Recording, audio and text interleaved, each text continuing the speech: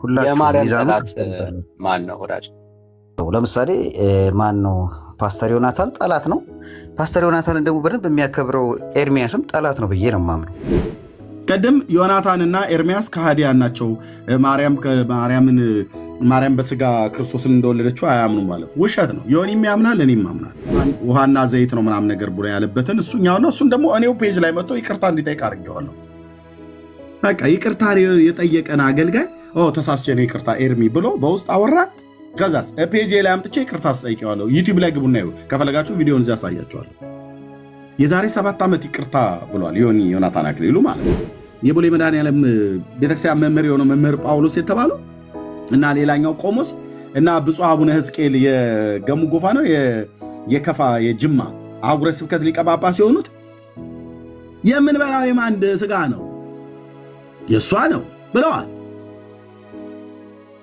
የማርያምን ስጋ ነው የምትበሉት፣ የማርያምን ደም ነው የምትጠጡት። የፍጡር ስጋ ማለት ነው፣ የፍጡር ደም። የሰው ስጋ ትበላላችሁ ማለት ነው።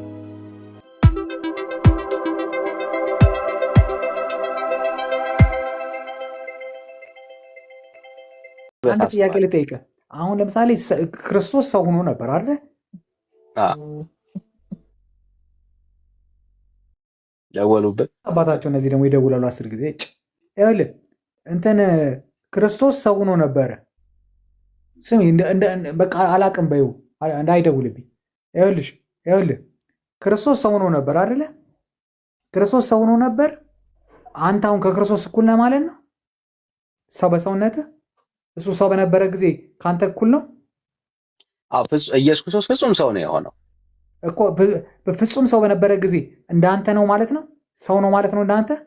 ስለ ክርስቶስ ሲናገር ከኃጢአት ንጹህ የሆነ እንደነበረ ይናገራል። እና ማርያምስ ከኃጢአት ንጹህ የሆነች ሰው አልነበረች? ማርያም ምንም ኃጢአት የለባትም የሚል ማስረጃ የለም። ካለ እቀበላለሁ። ስለ ጌታ ግን ተጽፏል። አንተ ከኃጢአተኛ ጥላቻ አይደለም። እኔ የእግዚአብሔርን ቃል ስለምከተል የእግዚአብሔርን ቃል እኔ አልገምትም አልኩ። እኔ ክርስቲያን ነኝ፣ አልገምትም። ትውልድ ሁሉ ብጽዕት ይሉኛል የምትለው ያለችዋን እሱ ማርያም ብጽዕና ከህይወት እንትን ጋር እኮ የሚገናኝ ነገር የለውም። በነገራችን ላይ ግን አሁን እዚህ 491 ሰዎች ምናምን አላችሁ አይደል? ከዚህ ውስጥ ቢያንስ 90 ኦርቶዶክስ ብትሆኑ 400 ጴንጤ ብትሆኑ 400ችሁ ገደል ግቡ ጴንጤዎች። ኦርቶዶክስ ያላት የመጨረሻ ንግግር ይሄ ነው። አየሩ ያለ ከስሜት ባሻገር አልነጋገርም።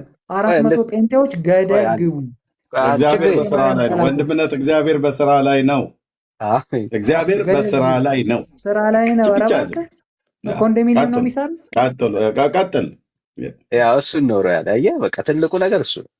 ከስሜት ባሻገር ቤተክርስቲያኒቷ ማርያምን ለምን እንደዚህ እንደምትል አውቃለሁ። ወንጌል እየነካው ነው ውስጡን እንደዚህ የሚንተከተከው ለዛ ነው ምናምን። ኧረ በእናትህ ስንት ነገር የወንጌል ባህሪ ነው። ባይዘው እዚህ ውስጥ ልክ እንዳንተ ያደረጋቸው ብዙ ሰዎች ነበሩ። ጌታ ግን መጨረሻ የሄደባቸው ለውጥ ምልክቱ ነው ይሄ። ኦፍ ኮርስ ለዚህ እኮ ነው አሁን ይኸውልህ ስለ ማርያም ያለህ ግንዛቤ ነው ያለኝ። ጴንጤዎች ገደል ግቡ እናንተ የማርያም ጠላቶች። ይኸውልህ ስለ ማርያም ያለህ ግንዛቤ በእውቀት ሳይሆን በስሜት ላይ ብቻ ያለ እንደሆነ ያያየህ ነው። አንተ ራስህ አልቀበለውም አልኩህ እኮ በማርያም ጉዳይ አልቀበለውም። ልክ እኮ ነው። አየህ የእግዚአብሔርን ቃል እንኳን አስክዶካል። ቤተክርስቲያኒት ውስጥ የተሰበከችልህ ማርያም ከእግዚአብሔር ቃል በላይ እንድትሆን ነው ያደረገ። የተሰበከችልኝ ሳይሆን የደረሰችልኝ ማርያም በአማላጅነቱ የደረሰችልኝ ማርያም ምንም አልደረሰችልኝ።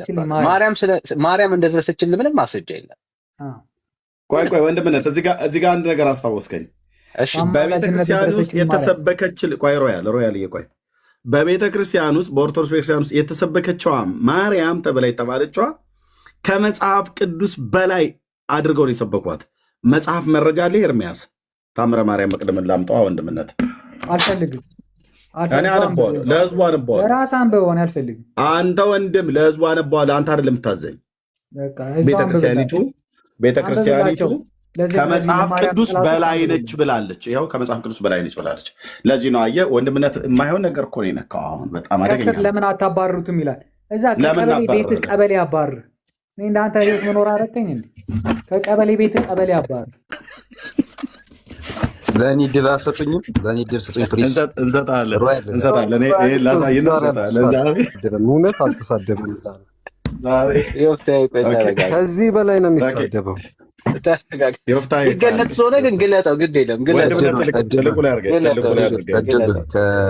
ና ወይት ሮያል ና ሮያል ኤርሚያስ ፕሊስ ዮፍታሔ፣ ካልሆነ ታችና ሶርዳን እስካሁን በትዕግስት ጠብቀህናል፣ ልንሰጥህ ነው። ያ ቴንክ ዩ ሮያል ና እንዴ። ይሄንማ ሮያል ባለበት ነው የሚነበበው። ብፁዕነቱ ይምጡ። ሮያልዬ ና የማያድግ የኤርሚያስ ልጅ ልገልጸው እንደሆነ ስላወቀ ነው ላት ያለው። አዎ የማያድግ የኤርሚያስ ልጅ ብሎ አንደኛው ኮሜንት የጻፈው በጣም ጌታ ምሕረት ያርግልህ። ይሄን ኮሜንት የጻፍከው ሰው እሺ ኦርቶዶክስ በመጽሐፏ ይኸው መጽሐፍ ቅዱስ ማርያም ከመጽሐፍ ቅዱስ እንደምትበልጥ መጽሐፍ ቅዱስ የእግዚአብሔር ቃል ከማርያም እንደሚያንስ ቤተክርስቲያኒቱ እንደዚህ ብላ በድፍረት ጽፋለች። ገጽ 23 ላይ ሀብተ ወልድና ስመ ክርስትናን ላለው ክርስቲያናዊ የሆነ ሰው ሁሉ የእመቤታችንን ማርያምን መጽሐፍ እዚህ ጋር እንደዚህ ላሳይ። የእመቤታችንን የማርያምን መጽሐፍ ታምሯን መስማት ቀላል አይምሰለው ካለ በኋላ እዩት። ይህ የእመቤታችን ታምር ከመጽሐፈ ነቢያት ብሉይ ኪዳን ማለት ነው፣ ከመጽሐፈ ሐዋርያት አዲስ ኪዳን ማለት ነው የላቀ የከበረ ገናና ነውና። የማን ይህ የእመቤታችን ታምር መጽሐፍ፣ ይሄ መጽሐፍ ከብሉይ ኪዳን ከአዲስ ኪዳንም ከሐዋርያቱ መጽሐፍት የላቀ ገናና የከበረ ነውና ስለዚህ ቀላል አይምሰላችሁ አለ። ይኸውላችሁ ይሄ ተረት ነው። ይሄ ተረት ታምረ ማርያም ማለት የተረት መጽሐፍ ነው። ይሄን ተረት ከነቢያቱ ከብሉይ ኪዳን መጽሐፍት ከሐዋርያቱ ከአዲስ ኪዳን መጽሐፍት የላቀ የከበረ ገናና ነውና ስለዚህ ቀላል አይምሰላችሁ። እቺ ናትን እንግዲህ ኦርቶዶክስ ቀጥተኛ ተብላ ምትባል ጠማማ ትምህርት የምታስተምር ቤተክርስቲያን ማለት ነው። ያው ስለዚህ ማርያም ከመጽሐፍ ቅዱስ የእሷ ታምር ከመጽሐፍ ቅዱስ እንደሚበልጥ ከብሉይ ከአዲስ ኪዳን እንደሚበልጥ አድርጋ እንዲህ ጽፈዋለች።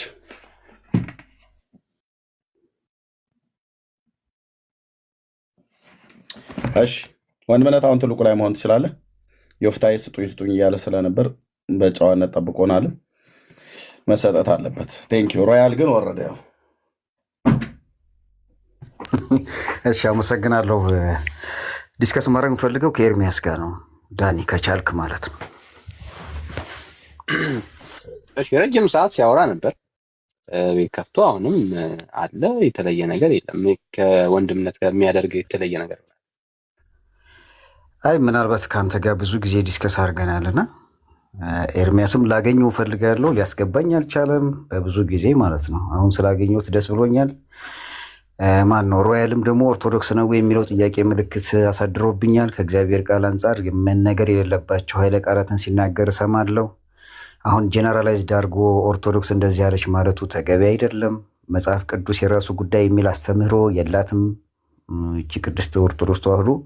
እንደዚህ ብሎ መናገሩም ራሱ ሰውን አሁን ያው የቴክኖሎጂ ዘመን ስለሆነ ምናልባት ኤርሚያስ ፋብሪኬት ያደረገው ሰው ይሆን እንጂ ምናምን ብለው የሚያስቡ ሰዎች ይኖራሉና የምታወሩትም ሰዎች አንዳንዴ ተገቢ ቢሆን ዝም ብሎ ኢሞሽናል የሆነም ሰው ፕሮቴስታንት ከኔ ጋር ዲስከስ ማድረግ አልፈልግም፣ እኔም ደግሞ ኢሞሽናል ሁኜ ደግሞ ከፕሮቴስታንት ጋር ዲስከስ ማድረግ አልፈልግም እና ከእግዚአብሔር ቃል አንጻር የማርያም ጠላት ማን ነው የሚል አስተምሮ ነው ታይትል ዲፔንድ ያደረግ ነው። እኔ ዝም ብዬ ስረዳ ኤርሚያስ እኛ ከምንለው በላይ ዝም ብሎ ስለሚያወራ አንድ ልጨርስ። ኤርሚያስ እኛ ከምንለው በላይ ስለሚናገር ኦርቶዶክስ ነው ከኤርሚያስ ኖ እኔ እኮ ታውቀኛለህ እኮ ዳኒ፣ አሁን ካረሳህ ኦርቶዶክስ ነው ወይስ ኦርቶዶክስ አይደለም? አሁን የኢትዮጵያ እንደውም ለኢትዮጵያ ኦርቶዶክስ ተዋህዶ እምነት ተከታይ ነኝ እና እመቤታችን ድንግል ማርያም ከኢትዮጵያ ኦርቶዶክስ ተዋህዶ አስተምሮ አንጻር ምን ማለት ነች? ምን ብላ ነው የምትረዳው የሚለው ነው። አንተ ላብራቶሪ ከተን እንዳላረጋገጥን ሁሉ ማንም መጥቶ ኦርቶዶክስን ስለ ላብራቶሪ እያስገባን አለ የምናረጋግጠው። ከእግዚአብሔር ቃል አንጻር ሊቃውንት ያሉባት ይኸውልህ ሊቃውንት ያሉባት መነኮሳት ያሉባት ገዳማውያን ደግሞ እግዚአብሔር ጸሎት የሚያቀርቡ ሰዎች ቆይ ግድ የለም ላውራ እነዛ ባሉበት ሰዎች መጽሐፍ ቅዱስ ቀጥዬ አወርድሃለሁ ዮፍታሔ። በዚህ የብልግና ንግግር ነው። ሰው እንኳን ስንት ሲል መደድ አታወራ። ከሁለታችሁ ናችሁ የምታወሩት። በዚሁ አመል ነው። አየህ እኔ ቤት ባላስገባ አይገርምም። የቤቱ ባለቤት ተደማምጠን እናውራ ብሎ ሲል መደዳ እንደ ከፈተ ምንድን ነው? ሰው የተግባቦት እጎቁ እንጂ አድምጠኝ ብሎ ካለ አንተና እሱ ናችሁ የምታወሩት። እኛ ማይክ ሚዩት አድርገን ይሄ ሁሉ ሰው እየሰማ ነው። ተደማምጥ እናውራ። ወንድምነት ቀጥሉ። ቴንክ ዩ። እሺ ከወንድምነት ጋር ከዳኒ ጋር ነው የማወራው። ችግር የለውም። ከኔ ጋር እውቀት ከኔ ሲያልፍ ወደ ወንድምነት ይሄዳል። የሚያደርስ ምንም እውቀት የለም። አንተ በሚገባህ ነገር ትነግረኛለህ። እንዳታወርደኝ ፕሊስ፣ እንዳታወርደኝ። የሚያወርደኝ ካለ ሚዛኑን እዚህ ጋር ሁላችሁ ሚዛኑን ማን ነው ወዳጅ? የማርያም ጠላት ማን ነው ማለት ክርስቶስን አምኖ የማይቀበል ሰው የእመቤታችን የድንግል ማርያም ጠላት ነው ብለን ነው የምናምነው። ከስጋዋ ስጋዋ ነሳ ከነፍሷ ነፍስ ነሳ ብለን የሚያምን ሰው የማያምን ሰው ጠላት ነው ብለን ነው የምናስበው። ለምሳሌ ማን ነው? ፓስተር ዮናታን ጠላት ነው። ፓስተር ዮናታንን ደግሞ በደንብ የሚያከብረው ኤርሚያስም ጠላት ነው ብዬ ነው የማምነው። ለምን? ከአስተምሮ አንጻር ክራሽ ስለሚያደርግ ማለት ነው። አንዴ ተረጋጋ። ስሜት ያዝ። እሺ ምንድን ነው እያለን ያለው? ጌታን የማይቀበል ሰው ጌታን ፍጹም ሰው ፍጹም አምላክ መሆኑን የማይቀበል ሰው የማርያም ጠላት ነው እያለን ያለው። በትክክል ጌታ ፍጹም ሰው ፍጹም አምላክ እንደሆነ እናምናለን እኛ። የተለየ ነገር ከስጋዋ ነሳ። ይህን ትምህርት ብራዘር እሺ ልናምጠው፣ ችግር የለም። ስጋ ነሳ ስትል ምን እያልክን ያለው? የእመቤታችን የድንግል ማርያምን ስጋ ጌታ ኢየሱስ ክርስቶስ ቃል የአብ ልጅ ኢየሱስ ክርስቶስ ከእመቤታችን ከስጋዋ ስጋ ነስቷል ብለን እናምናለን። ምንድን ነው ስጋ ነሳ ስትል ምን እያልክን ያለው ነው የጠየቀው? የክርስቶስ ስጋ የእመቤታችን የድንግል ማርያም ስጋ ነው ብለን እናምናለን። ይሄን ማትከተል ከሆነ ጠላት ነው። አንድ ሆልድ የጌታ ስጋ የማርያም ስጋ ነው እንጂ የራሱ ስጋ አይደለም እያልከኝ ያለው? ከስጋዋ የነሳው ይኸውልህ ቃል ኢየሱስ ክርስቶስ ስጋ ነሳ ስንል ያ ስጋ የነሳው የእመቤታችን የድንግል ማርያም ስጋ ነው። እኔ ይሄን አምናለሁ። አንተ ታምናለህ? ቃሉ ጋር አትደበቅ ወዳጄ። ጠየኩ ካለፍ ነው ከሱና ስጋ ነሳ ስትል ኢየሱስ የራሱ ስጋ ሳይሆን የማርያም ስጋ ነው ያለው ያልከን ያለው። እኔ ማወራውን አዳምጠኛ ዳንዬ። እመቤታችን የጌታ ስጋ ከድንግል ማርያም የነሳው ስጋ ነው። እሱን አልከን እኮ ብራዘር። እሱን ስትል እያልኩኝ ያሉት ሙባረክ እኮ ይወጣ። እንዳትደበቅ። አሁንም ደግሜ እሱ እንዳትደግሙ ከዚህ በኋላ ስጋ ነሳ ብለህ ስታወራ በደምብ ስማ። ስጋ ነሳ ብለህ ስታወራ እያወራን ያለው የጌታ ስጋ ማለት የማርያም ስጋ ነው ማለት ነው። እንደዛ ነው እያልከን ያለው? ኦፍ ኮርስ። ምክንያቱም ከእመቤታችን ማስረጃ። በጣም ጥሩ ማስረጃ ሰጥቶኛል። ኦፍ ኮርስ 1-2 ደቂቃ ይሰጠኛል ብዬ አስባለሁ ይሄን ቃል ስናገር ማለት ነው። ማስረጃ። ስለዚህ ይሁንልኝ ብላ የተቀበለች ጌታ እናት እግዚአብሔርን አዳምጠኝ። ሉቃስ ወንጌል ነው እያነበብኩ ያለሁት እኮ ነገረና እኛም ፎሎ እንድናደርግ እንድናዳምጥ ጥቀሰውና ከዛ እዛ ክፍል ላይ ኢየሱስ የማርያም እንጂ የራሱን ስጋ እንዳልያዘ ታሳየናለህ ማለት ነው። የራሱ ስጋ የሚል አስተምሮ የለም። እመቤታችን ጋር ማደሩ ከእመቤታችን መወለዱ ኢየሱስ ክርስቶስ ከድንግል ማርያም ስጋ ነሳ ማለት እንችላለን። ወዳጄ እኮ አሁን ቅድም ምናልከን ያልከውን ነገር እንዳትረሳ። ስጋ ነሳ ስል የኢየሱስ ክርስቶስ ስጋ የእመቤታችን የቅድስት ድንግል ማርያም ስጋ ነው ብለን እናምናለን። አትደረግ እኮ ኢየሱስ የያዘው የማርያምን ስጋ መሆኑን ማስረጃ እንጠያልኩ። እሺ ዮሐንስ ወንጌል ምዕራፍ 1 ቁጥር 1 ላይ ስታነብ እግዚአብሔር በመጀመሪያ ቃል ነበር ይላል። ገብቶሃል? እንግዲህ ጌታችን መድኃኒታችን ኢየሱስ ክርስቶስ አምላካችን የድንግል ማርያም ልጅ በመጀመሪያ ቃል ነበር ነው። ቃልም እግዚአብሔር ነበር። ያም ቃል ደግሞ ዝቅ ዚልና 26 አይ ቲንክ ይመስለኛል በእኛም ማደረ ይላል።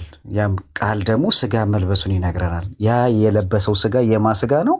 የእመቤታችን የቅድስት ድንግል አትጨምር የማርያምን ስጋ እንደያዘ የእሱ ስጋ እንዳልሆነ ማስረጃ ስጠን ነው እያልኩኝ ያለሁት። ይሄ ማስረጃ በቂ ነው። 26ን ይኸው ለጠቢብ ሀቲ ቃል ተአክሎ ጠቢብ ጋር መች ደረስክና? ጨረስን።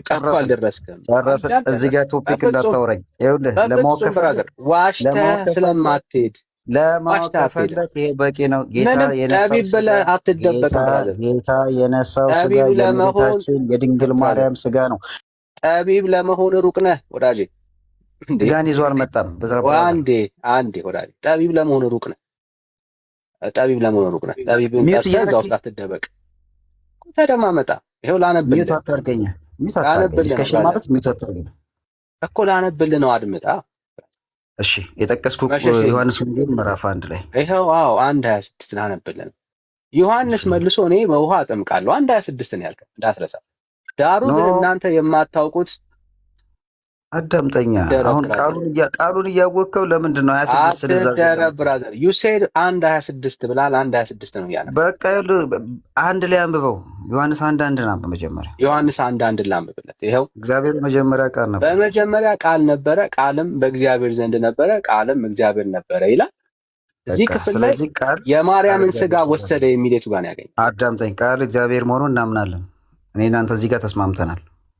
ያ ቃል ደግሞ ስጋ ነሳ ይላል። የቱ ጋር አይደል? ሂድ ዝቅ በል ውረድ። 13 ላይ ምናምን ውረታች ውረድ። ይሄን አሁን ማንም ሰው ያውቀዋል። ምንም እሺ፣ ቁጥር 13 አለን 13 አለን። ይሄው ላነብለት ነው። እነርሱም ከእግዚአብሔር ተወለዱ እንጂ ከደም ወይም ከስጋ ፈቃድ ወይም ከወንድ ፈቃድ አልተወለዱም ይላል። ዝቅ በል ቃልም ስጋ ሆነ ጸጋና እውነትን ተሞልቶ በእኛ አደረ። ለምን ይሄን መደበቅ ፈለግ? 13 ነው ያልከው። 13 ነው ያነበብኩት ወዳጅ። ቃልም ስጋ ሆነ 4 ነጥብ ዘጋን። አቁም፣ ሌላ ቦታ ትሄድ። እሺ፣ ቃልም ስጋ ሆነ ይኸው ጸጋና እውነትን ተሞልቶ ጸጋና እውነትን ተሞልቶ በእኛ አደረ። አንድ ልጅም በአባቱ ዘንድ እንዳለው ክብር የሆነውን ክብሩን አየን ይላል። ጥቅሱን የሰጠው እኔ ነኝ። ይሄኔ አሁን የጠቀሰው 14 ነው ያነበብኩት እኮ አስረዳና። እኔ ነኝ ያስወረድኩት። ወንበለት እኔ ነኝ ያስወረድኩት። ይሄ ሰው ምንም ነገር በቃ የሚናገረውን የማያውቅ አንዴ 26 ይላል፣ አንዴ 1 ላይ አንብበው ይላል፣ አንዴ 13 ላይ አንብበው ይላል። ቅጥፈቱ፣ ውሸቱ ለእሱ እንኳን ይቅርታ እንኳን አይጠይቅም። አንተ ለጠይቀው ጥያቄ አምጣ ብላ ያልከው ወሳኝ ቁጥር እንኳን ራሱ ቁጥሩን አያውቀውም። በእርግጥ የት ያውቀዋል? እና አሁን አንተ ወርደ ቁጥር 15 ላይ ያለውን ስላነበብክ አታንብብ ብሎ ደግሞ ይለፈልፋል። እዚህ ቤት ዳግም አትገባ፣ እኔም ቤት ዳግም አትመጣም። እንዳንተ በድምፅህ ራሱ እንኳን እንለይሃለን። የትኛውን ቦታ ላይ ብላክ ሊስት ውስጥ ከተናሃል። እንደዚህ አይነት ነገር በጣም የሚደብረው በስርዓት የሚያወሩ ሰዎች አሉ፣ ገብተው ማለት ነው። ተደማምጠው ሁለት ናችሁ የምታወሩት። በቃ መደዳን የምታወረው የጠቀስከውን ጥቅስ አታውቀውም። ምዕራፍ 1 ቁጥር 26 ብለህ ተነበበልህ አይልም ቃሉ። ምዕራፍ 1 ቁጥር 14 እኛ መቼ አጣነው? ቃል ስጋ ሆነ ብሎ የሚለውን የአምላክ ቃል እኛ እናውቀዋለን። ለምን? ስለምናነበው። 1:26 አልክ፣ ተነበበ። የለም 1 ላይ አንብቡ ላይ ቃልም ቃል በመጀመሪያው ቃል ነበረ፣ ቃልም እግዚአብሔር ነበረ ብሎ የሚለው ነው የሚለው። ቁጥር 13 አንብብ አልከው፣ ከስጋና ከደም ተወለዱ ማነው? እነሱም ከእግዚአብሔር ተወለዱ እንጂ ከስጋና ከደም ፍቃድ አልተወለዱም ብሎ ይላል። ይሄኛውም ሌላኛው ተሳዳቢ ነው፣ ይሄ ወፉ ማለት ነው። ታች ውረድ እና ወንድምነት 14ን አነበበልህ። ቴንኪው ነው ማለት ያለብህ። ምክንያቱስ መጽሐፍ ቅዱስን አታውቁትም። ዝም ብሎ ማውራት አይደለም። ቁጭ ብለህ በንዴት በልህ በወኔ አይደለም ሃይማኖት የሚከበረው። ቀደም ዮናታንና ኤርሚያስ ከሃዲያን ናቸው። ማርያም በስጋ ክርስቶስን እንደወለደችው አያምኑም ማለት ውሸት ነው። ዮኒም ያምናል፣ እኔም አምናለሁ። ስም ለማጥፋት ነው የሞከርከው ማለት ነው። ዮኒም ያምናል፣ እኔም አምናለሁ። ቃል ስጋ መሆኑን እኛ መቼ ካድን? ኦኬ ዮኒ የዛሬ ስንት ዓመት የዛሬ 7 ዓመት አካባቢ ላይ አልተዋህደም ውሃና ዘይት ነው ምናምን ነገር ብሎ ያለበትን እሱኛው ነው። እሱን ደግሞ እኔው ፔጅ ላይ መጥቶ ይቅርታ እንዲጠይቅ አድርጌዋለሁ። በቃ ይቅርታ የጠየቀን አገልጋይ ተሳስቼ ነው ይቅርታ ኤርሚ ብሎ በውስጥ አወራን። ከዛስ ፔጅ ላይ አምጥቼ ይቅርታ አስጠይቀዋለሁ። ዩቲዩብ ላይ ግቡና ከፈለጋችሁ ቪዲዮን እዚያ ያሳያችኋለሁ። የዛሬ 7 ዓመት ይቅርታ ብሏል ዮናታን አክሊሉ ማለት ነው። በዛ ትምህርት ጉዳይ በውስጥ አውርተን ይሁን እየተከለ አይደለም የተናገርከው ብዬ መጥቶ አስተካክሎ ይቅርታ ጠይቋል። የእናንተ አለ አይደል የምንበላው የማርያምን ስጋ ነው እያለ የጠገበ ጳጳስ እና መነኩሴ ቆሞስ ወጥተው የተናገሩት በስቅለቷ ቀን እያሉ የዛሬ ዓመት ላይ ብፁዕ አቡነ ገብርኤል የተናገሩትን የመድኃኔዓለም የቦሌ መድኃኔዓለም ቤተክርስቲያን መምህር የሆነው መምህር ጳውሎስ የተባለው እና ሌላኛው ቆሞስ እና ብፁዕ አቡነ ሕዝቅኤል የገሙ ጎፋ ነው የከፋ የጅማ አህጉረ ስብከት ሊቀ ጳጳስ የሆኑት የምንበላው የማን ስጋ ነው? የእሷ ነው ብለዋል። የማርያምን ስጋ ነው የምትበሉት፣ የማርያምን ደም ነው የምትጠጡት። የፍጡር ስጋ ማለት ነው፣ የፍጡር ደም። የሰው ስጋ ትበላላችሁ ማለት ነው፣ የሰው ደም ትጠጣላችሁ ማለት ነው። እራሷ ቤተክርስቲያን ሆነች ያለችው ጳጳሱ ነው ያሉት ብፁዕ አቡነ ሕዝቅኤል። ማርያም ሰው ናት፣ አምላክ አይደለችም። አየህ፣ አምላክ አይደለችም። የኢየሱስን ስጋን ግን ስንበላ የሰው ስጋ ነው የምትበሉት አይባልም። በእምነት ነው እሱን የምትበላው። በጥርስ አኝከህ አይደለም የኢየሱስ ስጋ የሚበላው። እናንተ ግን የማርያምን ስጋ ነው የምንበላው የማርያምን ደም ነው የምንጠጣው ብለዋል ብፁዕነታቸው። አባትህ ብለህ ያልከው ማለት ነው። ያው ከሃይማኖት አኳያ ላክብራቸው ብዬ ነው፣ ከእድሜያቸውም አኳያ።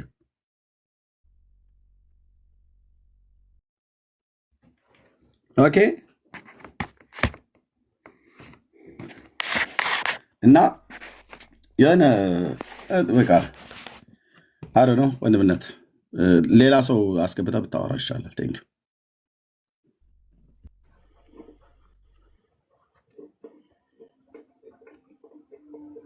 እሺ ወንድምነት ያው ጩኸት ብቻ እንደሆኑ ትውልዱ እንዳያክል ነው እንጂ ምንም የተለየ ነገር የላቸው። እሺ ሲፓራ ሰላም ናችሁ? ሰላም ነው?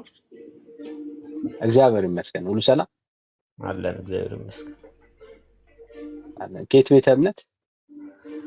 ከተዋህዶ ቤተ እምነት ነው። እሺ ከተዋህዶ። እሺ ወንድም ተቀበሏል? ምን አልከኝ? እሺ እንኳን ደህና መጣ ወንድማችን።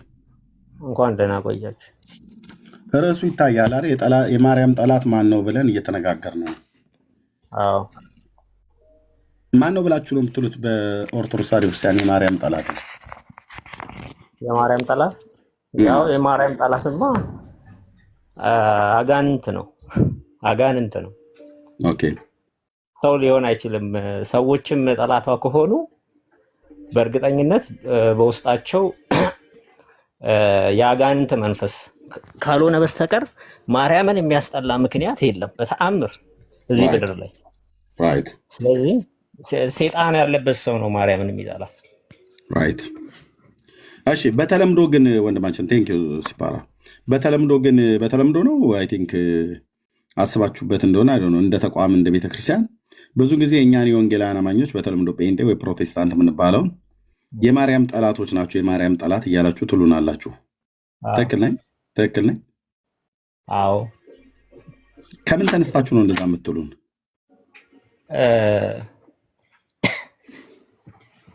አንድ ነገር ጠይቅህ እስቲ። በምሳሌ ልጠይቅህና ማለት ነው።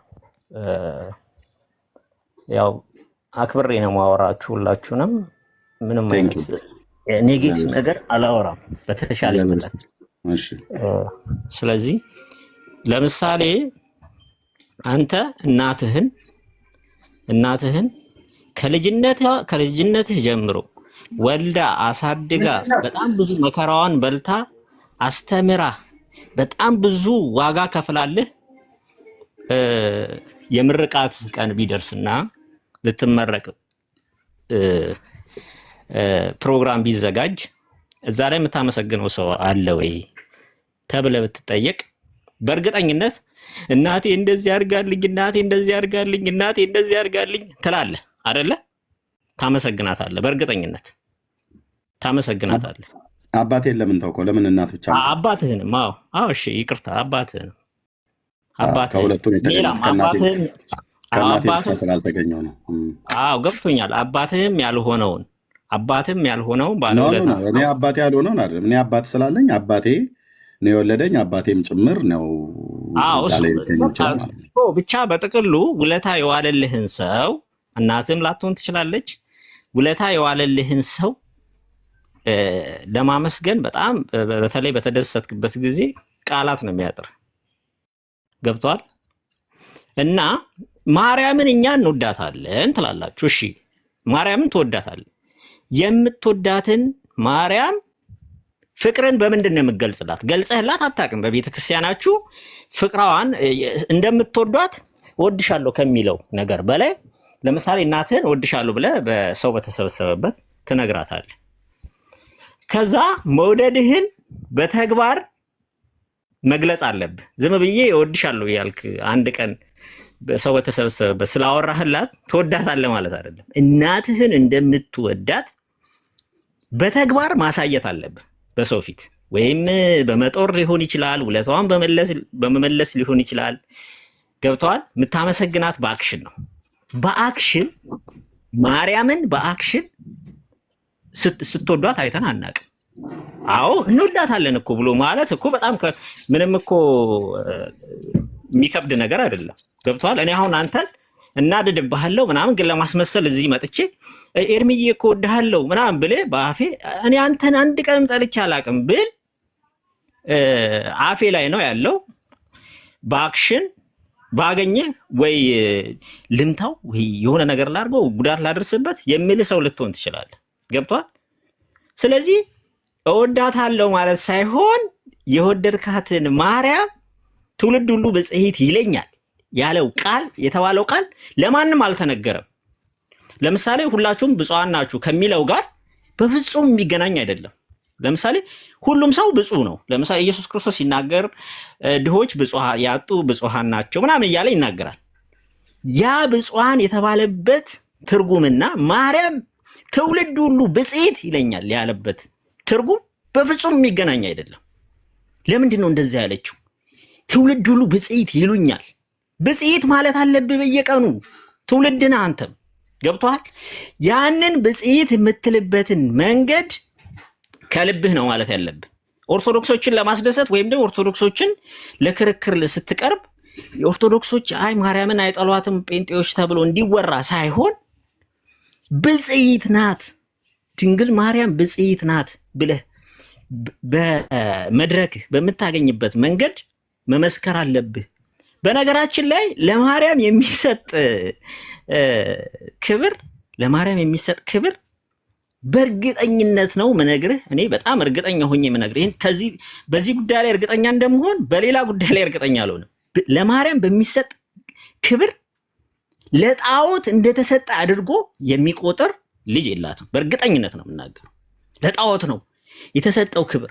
እንዴ አንድ ነገር ልንገርህ፣ 30 ዓመት እኮ ብቻዋን ክርስቲያን የነበረች ሴት ናት። ብቻዋን 30 ዓመት ማንም አላመነም። 30 ዓመት ሙሉ ሚስጥር ይዛ ከኔ የተወለደው አምላክ ነው አሳድገዋለሁ፣ ጡቴን አጥብቼ አሳድገዋለሁ። ሲወድቅ አልቅሳለች፣ ሲጠፋ ፈልገዋለች በቤተ መቅደስ ስንት ቀን ተጉዛ ማለት ነው። ልጄ ጠፋብኝ ብላ ሊገሉት ሲሉ ወደ ግብፅ ያንን ሁሉ በረሃ አቋርጣ ሄዳለች። እውነት ነው የምነግርህ፣ ማርያምን በማመስገኔ ሲኦል ይጠብቀኛል የሚል ሰው በጣም የተሳሳተ ሰው ነው። በጣም የተሳሳተ ሰው ነው። ስለዚህ እናቴን እንደማመሰግነው ማርያምን ከእናቴ በላይ ለምን መሰለ? እናቴ የሚጠፋውን ስጋዬን ለማስደሰት ነው እዚህ ስትለፋ የነበረው።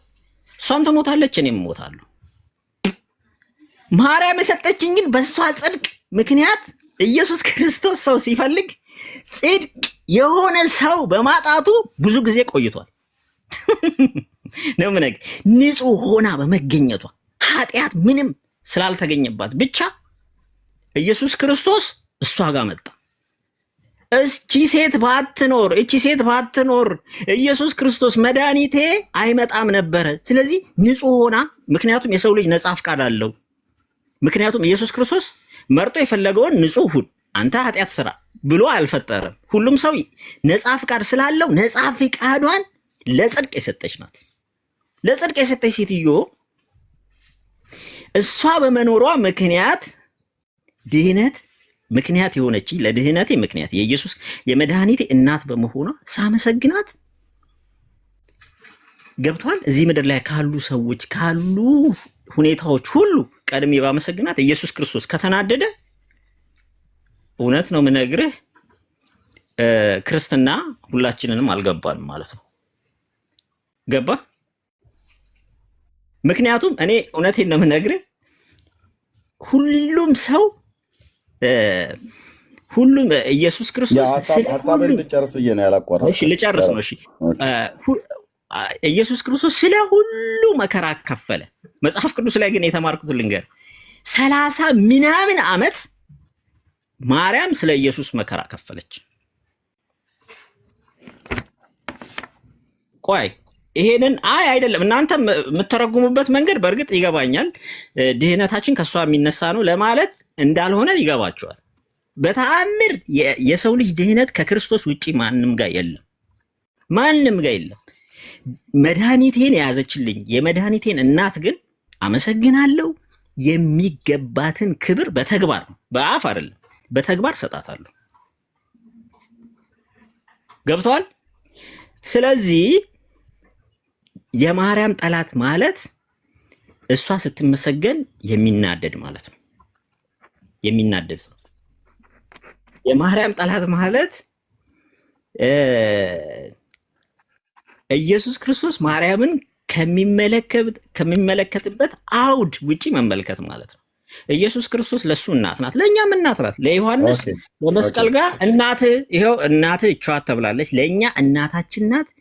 እንደውም እኔ ከእናቴም ከአባቴም ከሁሉም በላይ በምድር ከሰው ልጅ እንደ ማርያም የሚቀርበኝ ሰው የለም፣ ማንም ሰው። ቴንክ ዩ። ከአነሰ ደግሞ በኋላ ትቀጥልበታለህ። ከመጨረሻው ልጀምር። አሁን ያልከው ላይ ስለምትወዳት ቴንክ ዩ፣ እግዚአብሔር ይባርክህ። እኛም እንወዳታለን የጌታችን እናት። ግን ስለምወዳት የሚገባትን ክብር በተግባር እሰጣታለሁ አልከን። ለምሳሌ በተግባር ስትሰጣት ምን እያደረግህ ነው የምትሰጣት? በተግባር የምትገልጠው የጸጋ የክብር ስግደት እሰግድላታለሁ። የክብር ቴንኪው። እንደዚህ የክብር ስግደት ትሰግድላታለህ። ሌላስ በተግባር የምታደርገው? በዝማሬ አመሰግናታለሁ። በዝማሬ አመሰግናታለሁ። ያመሰግናታል። ሌላስ? አመሰግናታለሁ። እሺ። ክርስቶስን ሳስብ ሁሌ አስባታለሁ። ክርስቶስን ባሰብኩ ቁጥር አስባታለሁ። በተግባር ነው ያልከው። ተግባር ነው ያልከው። ማሰብ አይደለም። ተግባር ነው እኮ ይሄ ክርስቶስን ማሰብ የተግባር። አዎ ክርስቶስን ሳስብ የሚደረግ ነው። አሁን ስግደቱ ተግባር ነው፣ በአካል እንቅስቃሴ ማለት ነው። ዝማሬውም ተግባር ነው። እያሸበሸብክ እየዘመርክ እየዘለልክ እያጨብጨብክ ነው። በተግባር የተግባር ብለህ ስላልክ ተግባር ብሎ የሚለውን ያሰመርኩት። ሌላም ታደርግላታለህ። በዝማሬ ታመሰግናታለህ። የክብር ስግደት ትሰግድላታለህ። ሌላስ? አሁን ብዙ ልጠቅስልህ ማልችለው በጣም ብዙ ያላስታወስኳቸውን ክብሯን የሚገልጹ እሷ ብጽዕት እንደሆነች ሪኮግናይዝ የሚያደርጉ ተግባራትን በሙላ አደርግላታለሁ። ለዛም ክብር ከበቃው ነው። እኔ እሷን ሊያክብር የሚችል ተግባራትን በሙሉ ታደርጋለህ። በሙሉ። እሺ ኦኬ።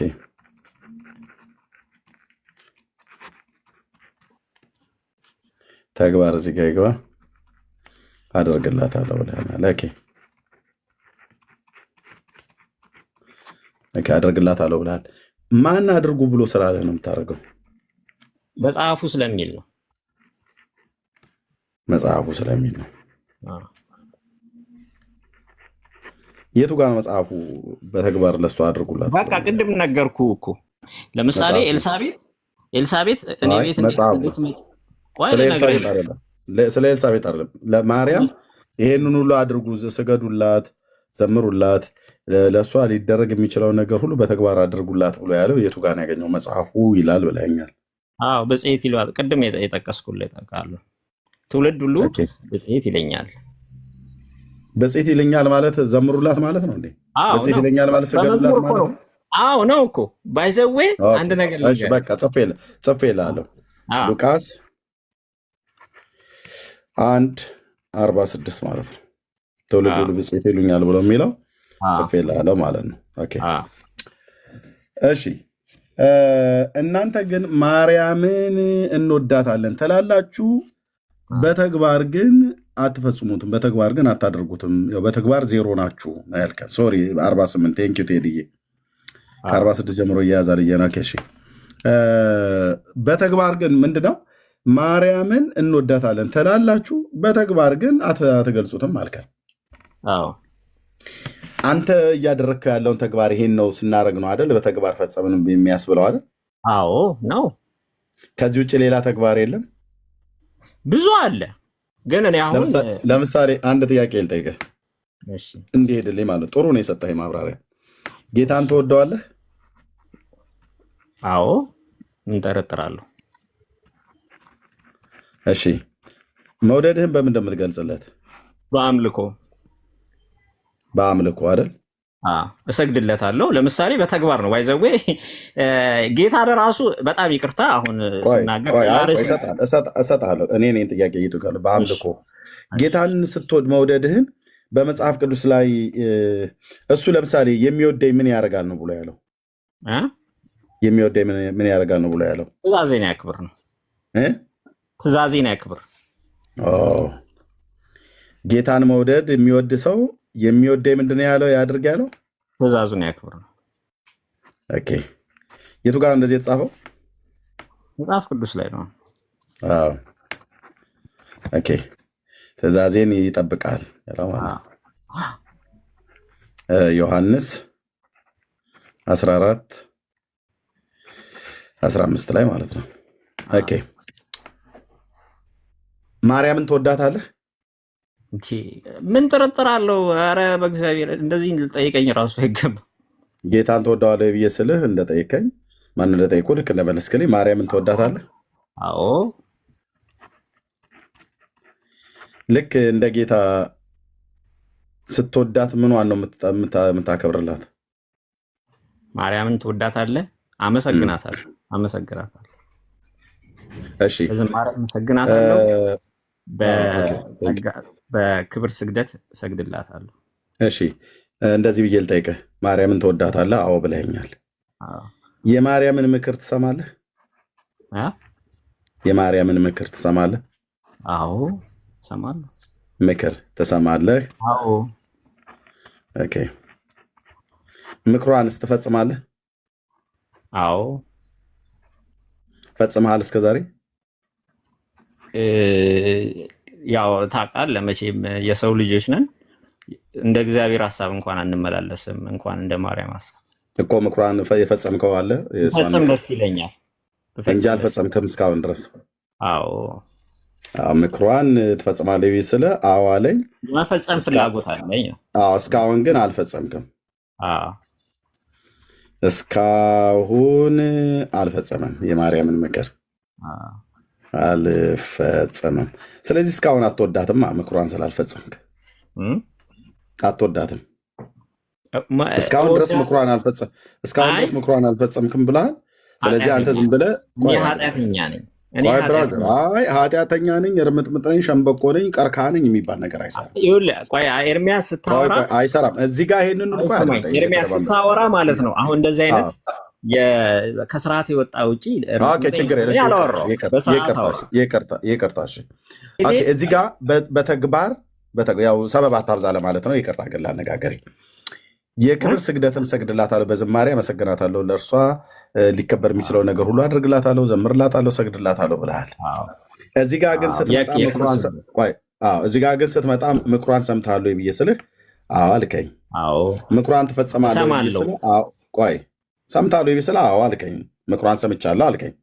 ምክሯን ፈጽመሃለሁ ብዬ ስልህ አዎ አልከኝ። ምክሯን ትፈጽመዋለሁ ብዬ ስልህ አዎ አልከኝ። እስካሁን ፈጽመዋለሁ ብዬ ስልህ አልፈጸምኩም አልከኝ። ሙሉን አልፈጸምኩም። ምክሯን ሙሉን አልፈጸምክም። ስለዚህ አትወዳትም። ብትወዳት ኖሮ ምክሯን ትፈጽም ነበር። አትወዳትም ከልብህ። እኔ በእርግጥ እውነት ለመናገር ማለት ነው ነገርኩ፣ ቅድም እንደነገርኩ ለማርያም ብቻ ሳይሆን ክርስቶስ እንኳን ያዘዘኝን ክርስቶስን የክርስቶስን ቆይ እንዳንቀላቅለው አይደለም። ቆይ እኔ ሐሳቤን ስማኛ። ክርስቶስ እንኳን ያዘዘኝን አምላክ ሆኖ ክርስቶስ እንኳን ያዘዘኝን ልፈጽም አልታደልኩኝም። ገብተዋል። ለምሳሌ የኔን የሚወድ ትእዛዜን ያክብር አለ አይደል? እምለውን ይስማ አለ። እሱን ለማድረግ ፍላጎቱ በልቤ አለ፣ ግን በተግባር ግን እሱን መስዬ እየኖርኩ አይደለም። በዚህ ምክንያት አዝናለሁ። ኦኬ እሺ፣ እሱን ማርያም ደግሞ ሰው ናት። እሺ ኦኬ፣ የማርያምን ያልፈጸምከው ለምንድን ነው? በቃ የእግዚአብሔርን ባልፈጸምኩበት ስንፈት ነው። በቃ በዛ ስንፈት ነው እንጂ የማርያም ትእዛዝ ከማርያም ምክር ውስጥ የምታስታውሰው እስኪ አንድ ንገረኝ። ያልፈጸምከው ማርያም መክራህ ያልፈጸምከውን እስኪ አንድ ንገረኝ። ለምሳሌ በትክክል ብጽዕት አላልኳት። በትክክል ብጽዕት አላልኳት። እሱን ስሙት ብላለች፣ እሱንም አልሰማሁትም። ጎበዝ፣ ጌታ ይባርክ። ጎበዝ። ኦኬ፣ እሱን ስሙት ብቻ ሳይሆን እሱ የሚላችሁን አድርጉ ብላለች። አዎ ብላለች። አንተ ግን አላደረክም። አድርግ የተወሰነ ማድረግ ፍላጎት አለኝ አልኩ። በቃ አላደረክም ነው እንጂ ፍላጎት የለም ያለ አይደለም ጥያቄ። አንተ ግን አላደረክም። አዎ አላደረኩም። ያላደረከው ኢየሱስንም ስለማትወደው ማርያምንም ስለማትወዳት ነው። ሁለቱንም አትወዳቸውም። የጌታን ልቶ እሷን አትወዳትም። የጌታን ልቶ እሷን አትወዳትም። እሷን ብትወዳት ኖሮ ምንድን ያለችህ አጭርና ግልጽ፣ በዛን ዘመን በሰርጉ ቤቱ ላይ ለነበረው ትውልድ ብቻ ሳይሆን ከዛም በኋላ ለተነሳው አሁንም ላለነው ከዚህም በኋላ ለሚመጣው ትውልድ እርሱ የሚላችሁን አድርጉ አለቻቸው ይላል።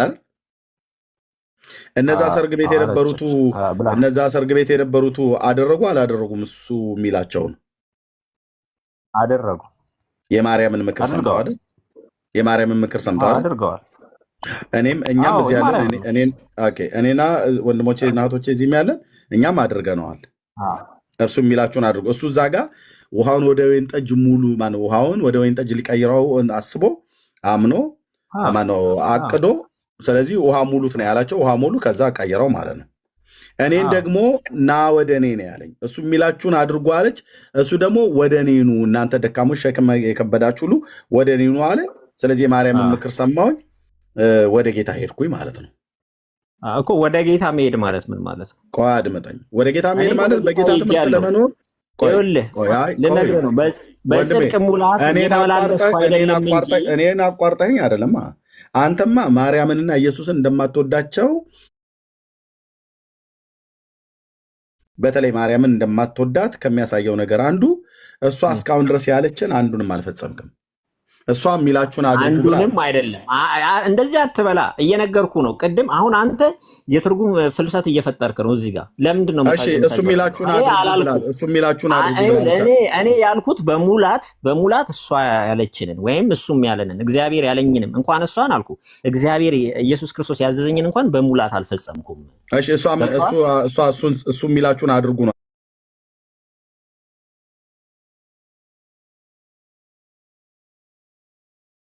አይደል ያለችው?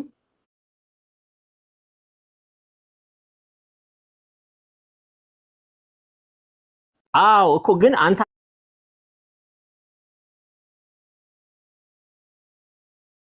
አድርጋል አሁን ሙሉ ለሙሉ እኔ አድርጋለሁ። እኔ አሁን ቅድም እዚህ ምን አልከን አንተ? ማርያምን እንወዳታለን ትላላችሁ፣ በተግባር ግን አትገልጡትም ወይ ደግሞ አትፈጽሙትም አልከን። እኔም ሆንኩ እዚያ ያለን ወንድሞች እናቶች ማርያምን የጌታችን እናት እንወዳታለን። መውደዳችንን አድምጠኝ፣ አደረብብህ እኔ ሳውራ ልብ በል፣ ከዛ እሰጥሃለሁ። አንተ ማርያምን እንወዳታለን ትላላችሁ፣ በተግባር ግን አትፈጽሙትም አልከን። ኦኬ፣ እኛ ደግሞ ማርያምን እንወዳታለን የጌታችን እናት፣ መውደዳችንንም በተግባር ፈጽመናል።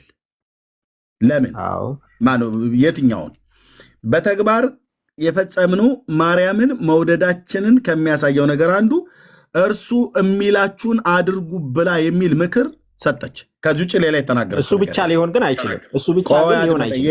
የኔ ልጨርስና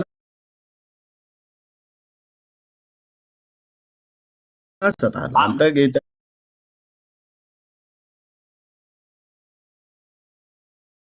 ያነሰ ካለ በኋላ ተጨምርበታለህ።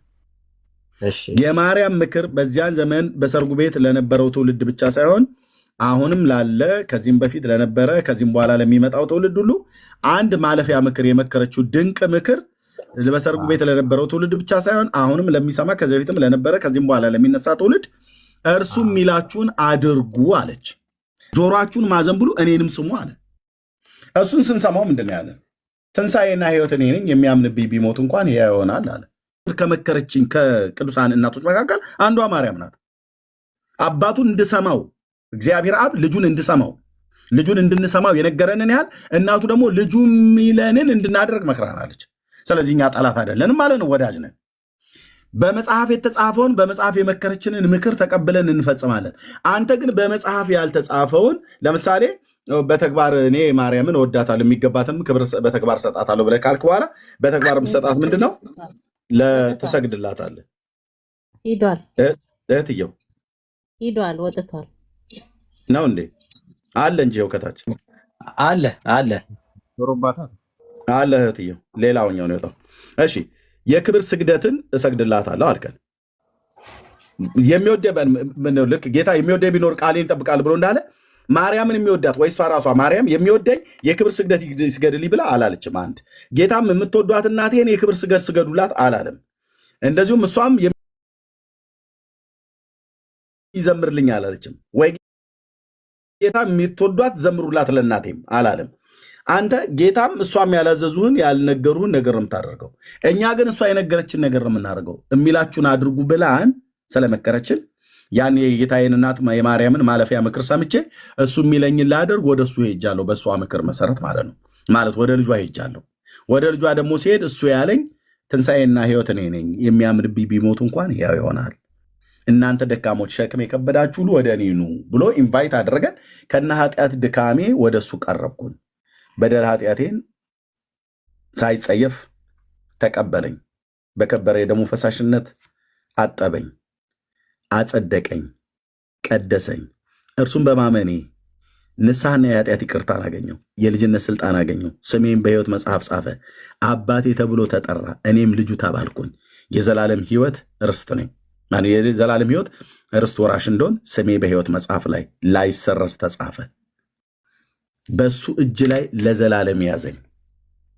ስለዚህ የማን ምክር ሰምቼ? አንደኛ የአባቱ የእግዚአብሔር አብን ድምፅ ሰምቼ፣ ሁለተኛ የእናቱንም ምክር ሰምቼ እሱ የሚለኝን ለማድረግ ሄድኩ። ስለዚህ እኛ ጠላት አይደለንም ማለት ነው። እኔ ብቻ ሳይሆን እዚህ ያሉ ወንድሞች እናቶቼ፣ በዓለም ዙሪያ ያሉ ወንጌላውያን እኛ ጠላቶች አይደለንም፣ የማርያም ወዳጆች ነን። ለምን? የሚወድ ምክር ነው የሚሰማው። የምትወደውን ሰው ምክሩን ትሰማለህ።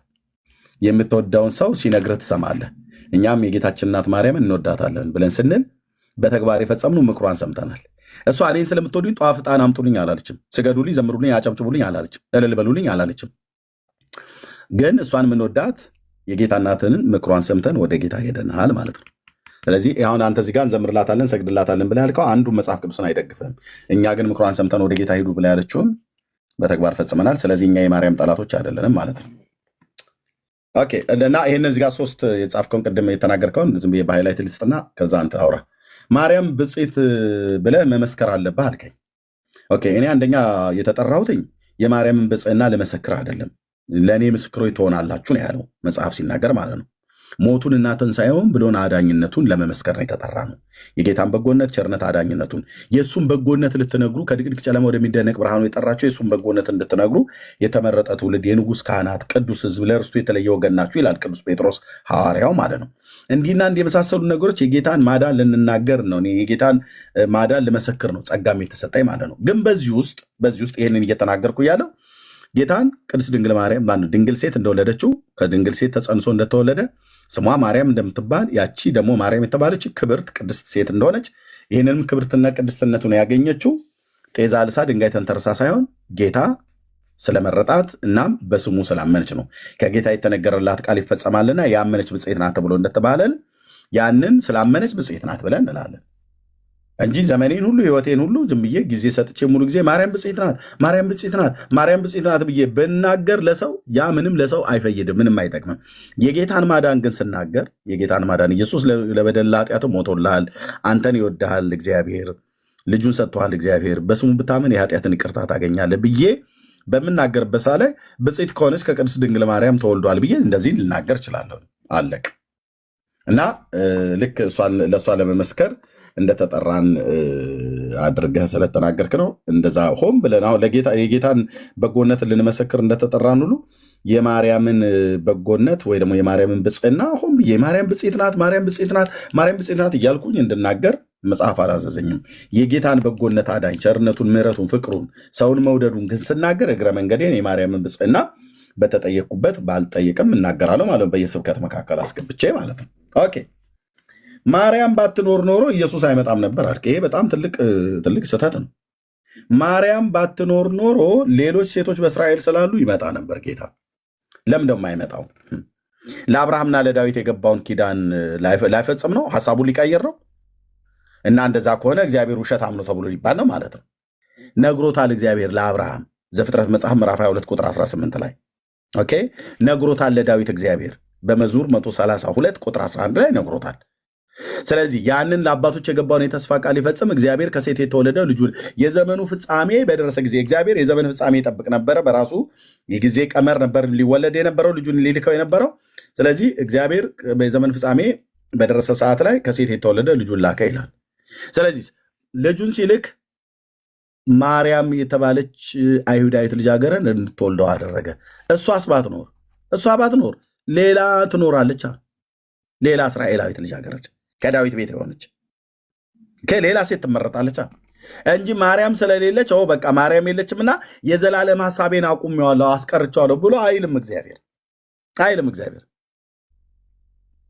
ስለዚህ ማርያም ባትኖር ኖሮ ጌታ አይመጣም ነበር ብሎ የሚለው ውሸት ነው። ለምን? በቃ እሱ ማርያም በምትባል ሴት አይደለም እወለዳለሁ እኮ ብሎ ትንቢት ሲናገር የነበረው በባሪያዎቹ በነቢያት በኩል ማለት በእነ ኢሳያስ እነሆ ድንግል ትጸንሳለች ነው ያለው። የድንግሊቱ ስም ማርያም ነው ብሎ ያለው በኋላ ነው። ገብርኤል መጥቶ ነው የድንግሊቱ ስም ማርያም ነበር ብሎ ሉቃስ የተናገረው ማለት ነው።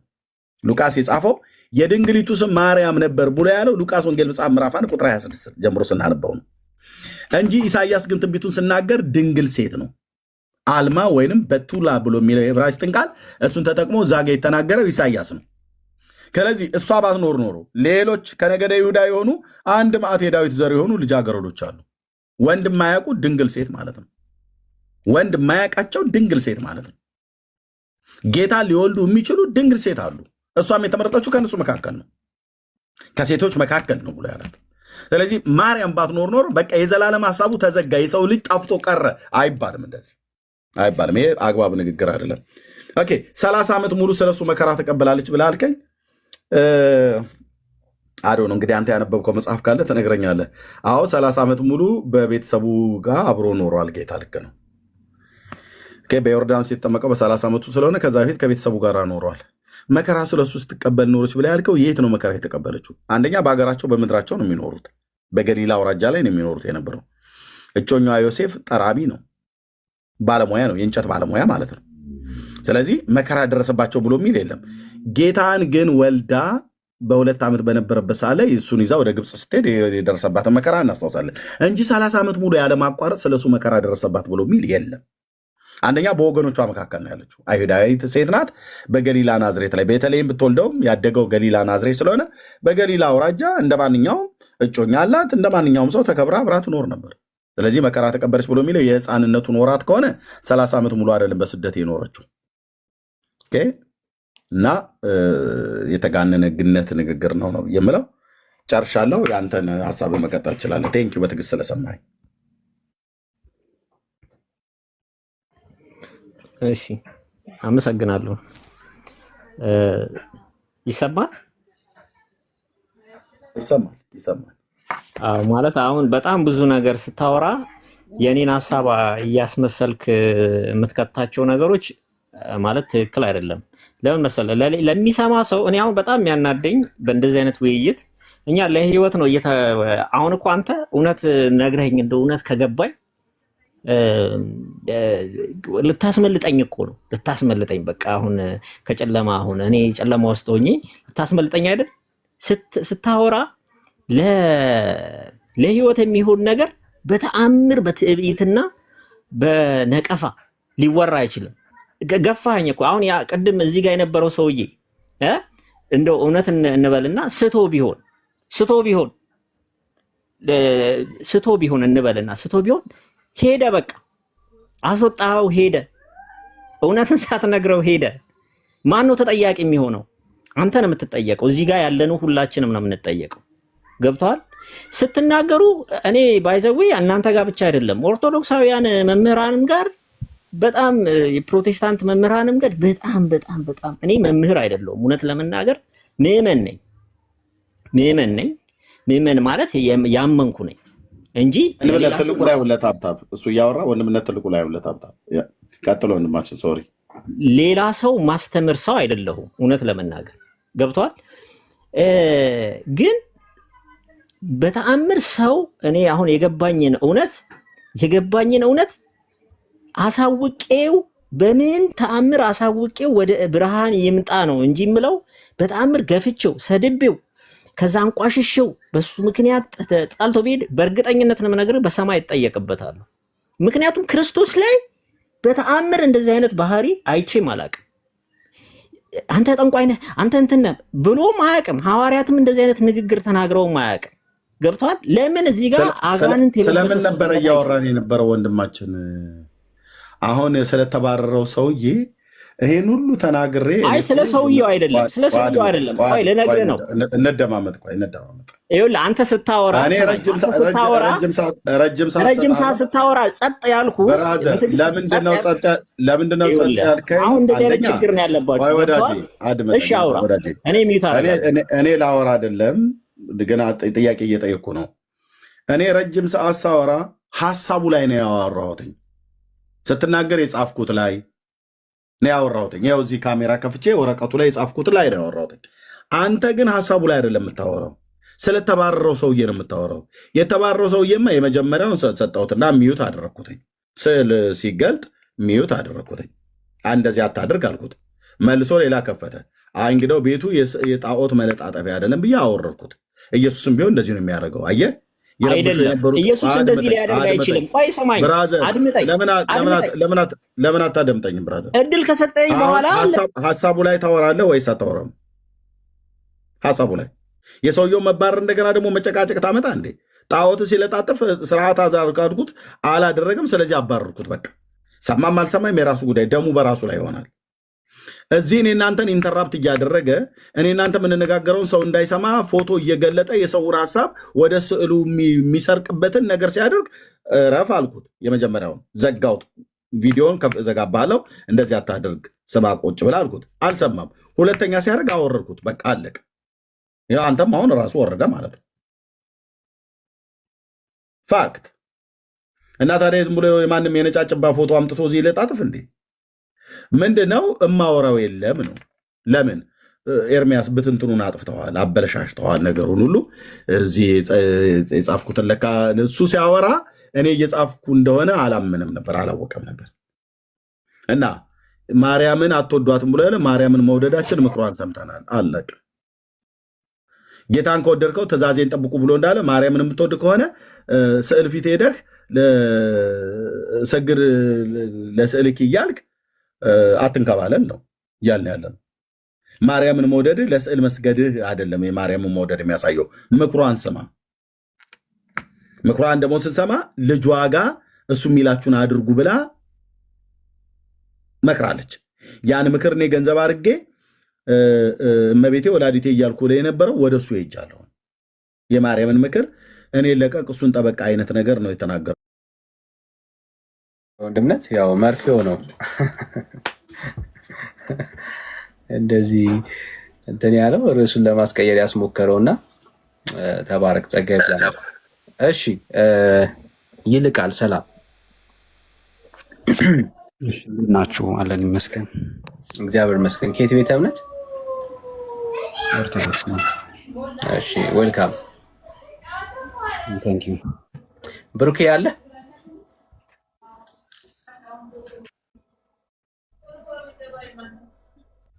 አይ ኤርሚያስን እኮ ልጠይቀው ነበረ። እኔማ እየሰማው ነበረ ከቅድሙ ልጅ ጋር ያለውን ውይይት ወጣ መሰለኝ። አይ ኦርቶዶክስ ከሆንክ አንተ ራስን ችለህ ታወራለህ ብዬ አስባለሁ እኮ አወራለሁ። አይ ኤርሚያስን ጥያቄ ልጠይቀው ነበር ነው ያልኩት። ጥያቄ ጠይቀናል እኛ ራሱ እኮ አላየኸውም? አይቼዋለሁ። እሱ ሀሳብ ላይ ጥያቄው ላይ የማውራት አቅም አለ። እንቀጥል። ማውራት እንችላለን፣ ግን ደግሞ እኔ በጥያቄ ነው መልስልህ። ጥያቄ ነው እንጂ ያለ መልስ የለም። ኖ ጥያቄህን አሁን ኤርሚያስ ለልጁ ምን ጠይቆታል? የማርያምን ትእዛዝ ታከብራለህ ወይ ኢየሱስን እንደምታከብረው አለው። እኔ ራሴ ደግሞ እሱን እጠይቀዋለሁ ማለት ነው። ማርያም ያለችውን እውነት ያከብራሉ እሱ እኮ አወሩ እና መጨረሻ ላይ ሲያቅተው ወጣ ወዳጃችን እና ልክ እዛ ጋር ስንደርስ ደግሞ አንተ ትጠይቀናለህ ማለት ነው። አሁን ጥያቄው የማርያም ጠላት ማን ነው? ማን ነው እሱ የማርያም ጠላት? ያው የማርያም ጠላትማ እንግዲህ በመጽሐፍ እንደተጻፈ ዘንዶ ነው፣ ዲያብሎስ ነው። ኦኬ። ስለዚህ የማርያም ጠላት ዘንዶ ነው። ዘንዶ ነው። ኦኬ። እናንተ ሳጠሏትም ማርያምን መጽሐፍ ቅዱስ ውስጥ ያለችውን ማርያም? ኧረ እጅግ አድርገን ነው የምንወዳት። የምር ትወዷታላችሁ? አዎ በጣም። መጽሐፍ ቅዱስ ውስጥ ያለችውን ማርያም? አዎ። እሺ ለምሳሌ መጽሐፍ ቅዱስ ውስጥ ያለችው ማርያም የሰው ጸሎት የማትሰማ ማርያም ናት። እሷን ማርያም ትወዳታል? እንዴት? በምን አረጋገጥኩ የሰው ጸሎት እንደማትሰማ? መጽሐፍ ቅዱስ ውስጥ የሰው ጸሎት የሚሰማ ፍጡር ስለሌለ እግዚአብሔር ብቻ ነው የሰው ጸሎት የሚሰማ። ኧረ ለብዙ ሰው አለ መጽሐፍ ቅዱስ። እስኪ በል ማርያም የሰው ጸሎት እንደምትሰማ ማስረጃ ስጠኝ።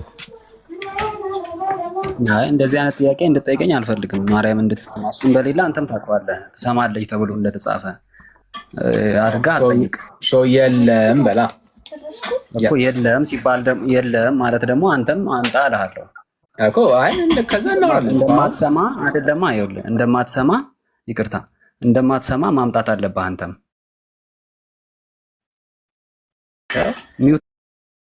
አሁን ለአንተ ትሰማለች ለምትለው ነገር የለም ካልከኝ በቃ የለም ማለት ለእኔ መልስ ይሆናል ማለት ነው። ኦኬ። ስለዚህ እንደዛ ሳይሆን አትደረብ። እኔ የሌለ ነገር በመፈለግ ጊዜ አላባክንም።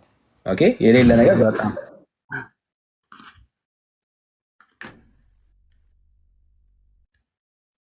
እየተሰማህ አይደለም፣ ሚውት ሆነሃል። ልጅ እያናገረ ስለሆነ ነው። እሺ ኤርሚ ከአንተ ጋር እናወራ ወይ እሱ እስከሚመጣ? ኦኬ እችላለሁ፣ ምንም ችግር የለውም። አይ ቅድም ልጁን ስትጠይቀው የነበረው ጥያቄ ነው እኔ ወደዚህ እንድገባ ያደረገኝና እንጂ በርዕሱ ላይ ለማውራት አይደለም የገባው። ያው የጠየቀው በርዕሱ ላይ አይደለ? ያው ነው እንትኑ ሐሳቡ። እሺ አይ አሁን አንተ የማርያም በመጽሐፍ ቅዱስ ያው የሚወዳት ቢኖር ትእዛዟን ያክብር። በቅድሚያ አሁን እዛ ጋር እንደዚህ እየጻፍክ ትእዛዟን ሳይሆን ምክሯን ያልኩት ችግር የለውም። እሺ እሱ የአገላለጽ ችግር ነው።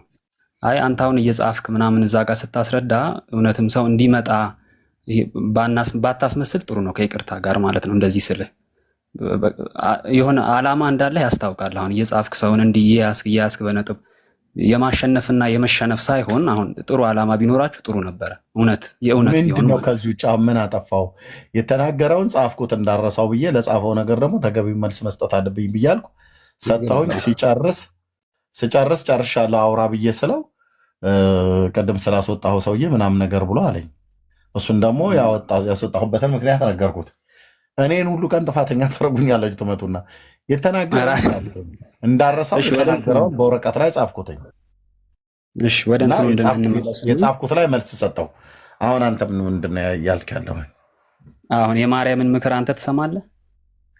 ተናገርኩ እኮ ሰምቼ ወደ ልጇ እኮ ሄድኩኝ አልኩኝ። ዮሐንስ ወንጌል መውደዴን አንዱ ከምገልጥበት የጌታዬን እናት ከምወድበትና መውደዴንም ከምገልጥበት አንዱ የምትወደውን ሰው ምክሩን ትሰማለህ፣ የምትወደውን ሰው ትእዛዝ ካዘዘ ትእዛዙን ትፈጽማለህ እኮ። ስለዚህ ማርያም እርሱን ስሙት አለች አይደለ?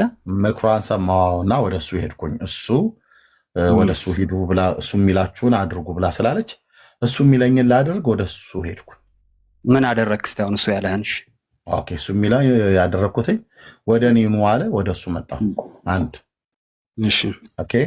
በቃሌ ኑሩ አለኝ፣ በቃሉ እኖራለሁ፣ በሰጠኝ ጸጋ በሰጠኝ ዘመን ሁሉ ማለት ነው። እኔ ውደዱ አለኝ፣ የሚወደኝ ቢኖር ብሎ ስላለ እሱን እወዳለሁ። ጌታ አምላክም በፍጹም ልብህ በፍጹም ነፍስህ በፍጹም ሀሳብህ ውደድ ብሎ ስላለ እሱን እወዳለሁ። ባልንጀራህንም እንደ ራስህ ውደድ ብሎ ስላለ እወዳለሁ የሰዎችን ሁሉ ማለት ነው። ስለዚህ መንገድ እውነት ህይወት እኔ ነኝ ብሎ ስላለ እሱን ተከትያለሁ። የሚከተለኝ ቢኖር ለዘላለም አይሞትም ብሎ ስላለ ወደ እሱ መጥቻለሁ። እሺ፣ ሌላ ደግሞ ያለው ነገር አለ አሁን አንተ የማትቀበለው ምንድን ነው ያለው? አይ ጌታ የተናገረውን ግን ደግሞ አንተ የማትቀበለው ነገር አለ። እሺ አንብበው። ለምሳሌ በዮሐንስ ወንጌል ምዕራፍ 6 ላይ ጌታ የህይወት እንጀራ እኔ ነኝ ብሎ ተናግሯል። ይህን ትቀበላለህ? ማን ነው አይቀበልም ብሎ የነገረ? ዮሐንስ 6 ሰይጣን ነው ሹክ ያለ ወይ ሰው ነው የነገረ ወይስ እኔ ነው? ብዙ ጊዜ ብለሃል። እንዴት ከሰማይ የወረደ ሕያው እንጀራ እኔ ነኝ፣ ሰው ከዚህ እንጀራ ቢበላ ለዘላለም ይኖራል። ዮሐንስ 6 አልቀበልም ብዬ ስናገር ሰምተሃል? ሀሳብህ እንደዛ ነው። ፕሮቴስታንቶች እንደዛ አይደላችሁ? ዮሐንስ 6 አየው ደግሞ ፕሮቴስታንቶች አልክ ማለት ነው። እኔን ብሌም አደረከኝ። እኔ ለጠይቁ ጥያቄ ብያለሁ ብዬ ስልህ አዎ ብለሃል በዚህ ቀን ብለህ ልታጋልጠኝ ሲገባ ያው የፈረደበት ፕሮቴስታንት ወገኔ አይደለማ። እንደዛ ማስረጃ ይዤ አድመጠኝ። ሲጀምር እኔ ዮሐንስ 6 አልቀበልም ብዬ አላልኩም። ወገኔም ወንጌላውያን አማኞች አይሉም። መጽሐፍ ቅዱስን በሙሉ ነው እኛ የምንቀበለው። ዮሐንስ 6 ላይ ጥያቄ አለ ብለህ ካልክ የፈለግከውን ጥያቄ አንሳ። ከወሄድ ከእሱን ነው የምልህ። እኔም አሁን የክርስቶስን ትእዛዝ አከብራለሁ እሱ ያለኝን ቃል እፈጽማለሁ ካልክ ክርስቶስ ከሰማይ የወረደ እሺ፣ አስጨርሰኛ። እኔን ደግሞ ክርስቶስ ከሰማይ የወረደ ሕያው እንጀራ እኔ ነኝ፣ ሰው ከዚህ እንጀራ ቢበላ ለዘላለም ይኖራል፣ እኔም ስለ ዓለም ሕይወት የምሰጠው እንጀራ ስጋዬ ነው ብሏል። ስለዚህ ስጋው የክርስቶስ ስጋ የክርስቶስ ደም የዘላለም ሕይወት እንደሚሰጥ ታምናለህ? የዘላለም ሕይወት የሚሰጠው የክርስቶስ ስጋ እና ደም የትኛው ነው የምትለኝ? ቅዱስ ቁርባኑ ነው ወይስ? አዎ ሌላ አለ። ኦኬ፣ ቅዱስ ቁርባን እኔ የዘላለም ሕይወት ይሰጣል ብዬ አላምንም። የጌታ ስጋ ግን የዘላለምን ሕይወት የሚሰጠውን የጌታን ስጋና ደም በእምነት በልቼዋለሁ፣ በእምነት ጠጥቼዋለሁ። ከሰማይ የወረደው እንጀራ የጌታ ስጋ ሳይሆን ራሱ አምላክ ነው የወረደው ማለት ነው። ከሰማይ የወረደ ስጋ ተብሎ ሲባል ቂጣውና ህብስቱ ወይ ደግሞ ወይኑ ወረደ አይልም። ስለዚህ ጌታን በእምነት ስለመብላት በእምነት ስለመጠጣት ነው። እሱም ደግሞ እሱ ሳምን ጠይቀኝ ያለ ጥያቄ ዮሐንስ 6 ላይ ደስ እያለኝ ነው የማወራው። በቃ ውስጤ እየተፍለቀለቀ ማለት ነው፣ ደስ እያለኝ። ስለዚህ ዮሐንስ ወንጌል መጽሐፍ ምዕራፍ 6 ላይ ከሰማይ የወረደው እንጀራ እኔ ነኝ ብሎ ሲል ቂጣውን እያለ አይደለም፣ እንደዛ እያለ ያለው ጸጋ። ከሰማይ የወረደው እንጀራ እሱ ራሱ ነው፣ አምላክ ማለት ነው። ስለዚህ በሱ ስለ አድምጠኛ እንዴ ጥያቄ ጠይቀኛል ወይስ እንዴ እንድትመልስልኛ እንዴ ጠየኩት እኮ እየመለስኩ ያለው። ታዲያ ቆይ አንዴ ለምን እያልክ እሺ ጨርስ። እሺ ስለዚህ ይሄንን ስጋ እና ይሄንን ደም በእምነት በልቼዋለሁ፣ በእምነት ጠጥቼዋለሁ። እሱን ሳምን ይሄ የሆነ ነው። ማንም በእኔ የሚያምን ለዘላለም አይጠማም ለዘላለም አይራብም ብሎ ስላለ እኔ በሱ ስላመንኩኝ ለዘላለም አልራብም ለዘላለም አልጠማም። ስለዚህ የእግዚአብሔር ልጅ በእምነት በልቼዋለሁ ማለት ነው። እሺ ለእሱ አሁን ማስረጃ ትሰጠኛለህ? በእምነት በልቼዋለሁ የሚለው በእምነት ስለመብላት ያው የሚያምን ብሎ ይላል እኮ እዛው ክፍል ላይ ላሳይህ። ኦኬ ቴንክ ዩ።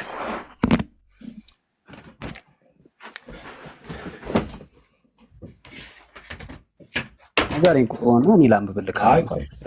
ካሜራ ከፍቼ ነው እንጂ ቤት ልማዳችን ካሜራ ከፍተን ለህዝብ እያሳየን ነው። ኦኬ ትልቁ ላይ አድርጋችሁኛል። ቴንኪው ወገኖች።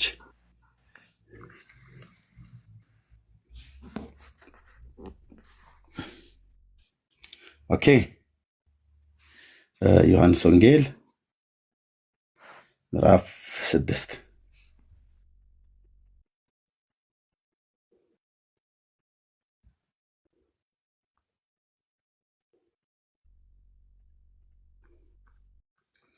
ኦኬ ከቁጥር 27 ጀምሮ እናንብበው። እንደዚህ ይላል እሱ ጋር ከ27 ጀምሮ ለሚጠፋ መብል አትስሩ። እዚህ ጋር ለሚጠፋ መብል አትስሩ፣ ነገር ግን የዘላለም ሕይወት ለሚኖር መብል የሰው ልጅም ለሚሰጣችሁ ስሩ፣ እሱን እግዚአብሔር አባትሞታልና። እንግዲህ የእግዚአብሔርን ስራ እንድንሰራ ምን እናድርግ አሉት። እርሱም ይህ የእግዚአብሔር ስራ እርሱ በላከው እንድታምኑ ነው አለ። እሱ በላከው ምን እንድትሉ ነው? እንድታምኑ ነው አለ። እንኪያስ አይተን እንድናምንብህ ምን ምልክት ታደርጋለህ? ምንስ ትሰራለህ? ካሉት በኋላ ይበሉ ዘንድ ከሰማይ እንጀራን ሰጣቸው ተብሎ እንደተጻፈ አባቶቻችን በምድረ በዳ መና በሉ አሉት። ኢየሱስም አላቸው እውነት እውነት እላችኋለሁ እውነተኛ እንጀራ ከሰማይ የሰጣችሁ አባቴ እንጂ ከሰማይ እንጀራን የሰጣችሁ ሙሴ አይደለም ካላቸው በኋላ የእግዚአብሔር እንጀራ ከሰማይ የሚወርድ የዘላለምን ሕይወት የሚሰጥ ነውና አለ። ዋው ዋው! የጌታ ቃል ሁሌ ዋው ነው፣ ሁሉም ማለት ነው። የእግዚአብሔር እንጀራ ከሰማይ የሚወርድ የዘላለምን ሕይወት የሚሰጥ እሱ ነው አለ። ኦኬ። ስለዚህ ጌታ ሆይ ይህንን እንጀራ ዘወትር ስጠን አሉት። ኢየሱስም እንዲህ አላቸው እኔ የሕይወት እንጀራ ነኝ። እዚህ ጋር ብራዘር፣ ኢየሱስም እንዲህ አላቸው የሕይወት እንጀራ እኔ ነኝ። ወደ እኔ የሚመጣ ከቶ አይራብም።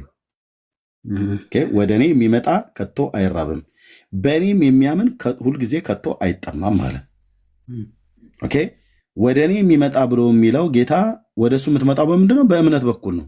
ስለዚህም በእኔ የሚያምን ማለቱ ነው። ወደ እሱ መምጣት በእሱ ማመን ማለት ነው። ስለዚህ ወደ እኔ የሚመጣ ከቶ አይራብም። እንዳትራብ ከፈለግ ወደ እሱ መምጣት ነው። ወደ እሱ ስመጣ እሱን ከመብላት የተነሳ በእምነት ማለት ነው ስለምታምንበት ይህንን የሕይወት እንጀራ ከእምነት የተነሳ በእግዚአብሔር ልጅ ላይ ባለህ እምነት ስታምን እንዳትራብ፣ ስታምን እንዳትጠማ ያደርግሃል ማለት ነው። ይህ ዘላለም ሕይወት የሚሰጠው ማለት ነው እንጂ በአፍህ አስገብተህ በጥርስህ ስለምታኝከው ህብስትና ወይን አይደለም የዘላለም ሕይወት። እሺ ጨርሰው አነባቡን ዝቅ በልና እስከ 47 ጀምሮ ያለ ደስ እያለ ነገር ግን አይታችሁ እንዳላመናችሁ አልኋችሁ። አብ የሰጠኝ ሁሉ ወደ እኔ ይመጣል። 47 እሺ፣ ቁጥር 47 እሺ፣ ኦኬ፣ ቁጥር 47 እውነት እውነት እላችኋለሁ በእኔ የሚያምን የዘላለም ሕይወት አለው ይላል። ልክ እኮ ነው፣ ቅድም ያልኩ ማለት ነው። እሺ በቃ በእሱ የሚያምን እንጂ ቂጣና ወይን ጨርሰዋለሁ። ይኸው እዚህ ጋር ያልኩ በእኔ የሚያምን ሁልጊዜ ከቶ አይጠማም፣ ከቶ አይራብም። በምን? በእኔ የሚያምን አለ። ስለዚህ በእሱ ስታምን አትራብም፣ በእሱ ስታምን አትጠማም። ስለዚህ እሱን በእምነት ስለበላኸው ነው የማትራበው፣ እሱን በእምነት ስለጠጣኸው ነው የማትጠማው። ከዚህ የተነሳ በእምነት የበሉትና በእምነት የጠጡቱ እውነት እውነት እላችኋለሁ በእኔ የሚያምን የዘላለም ሕይወት አለው ይላል። ኦኬ። ከዛስ የሕይወት እንጀራ እኔ ነኝ። አባቶቻችሁ በምድረ በዳ መናን በሉ ሞቱም፣ ሰው ከእርሱ በልቶ እንዳይሞት ከሰማይ የወረደ እንጀራ ይህ ነው ይላል። ማነው ከሰማይ የወረደው? ህብስቱና ወይኑ አይደለም፣ የእግዚአብሔር ልጅ እንጂ። ስለዚህ ከሰማይ የወረደው ሕያው እንጀራ እኔ ነኝ። ሰው ከዚህ እንጀራ ቢበላ ለዘላለም ይኖራል። እኔም ስለ ዓለም ሕይወት የምሰጠው እንጀራ ስጋዬ ነው አለ ይላል። ስለዚህ እንደውም ስጋዬ ነው ብሎ ሲል አይሁዳውያን ገባቸውና ይህ ሰው ስጋውን እንበላ ዘንድ እንዴት ሊሰጠን ይችላል ብለው እርስ በርሳቸው ተከራከሩ። እንደውም ከዚህ የተነሳ አጸያፊ ነው ብለው ብዙዎቹ ትተው ሄዱ ይላል። ስለዚህ ዮሐንስ ወንጌል መጽሐፍን እኛ ጴንጤዎች በጭብጨባና በእልልታ አንድ የማንጥለው አላምጠን የዋጥኑ የዳንበት እውነት የእግዚአብሔር ልጅ ኢየሱስ ክርስቶስን በእምነት ስለጠጣኑ በእምነት ስለበላኑ ለዘላለም አንራብም፣ ለዘላለም አንጠማም። ስለዚህ እሱን በእምነት ስለበላኑና ስለጠጣኑ ስለማንራብ፣ ስለዚህ እውነት እውነት እላችኋለሁ በእኔ የሚያምን የዘላለም ሕይወት አለው ይላል። ስለዚህ እሱም በእምነት ስለበላን በእምነት ስለጠጣ ነው የዘላለም ሕይወት አለን ማለት ነው እንጂ ህብስትና ወይን ስለበላን ስለጠጣን አይደለም የዘላለም ሕይወት የሚኖረን። ህብስትና ወይን እንደሆነማ እኮ ራሱ ተናግሯል። ጴንጤ እኮ በእውነት ለዘላለም ይለምልም እኮ ወንድሞቼ ናቶቼ።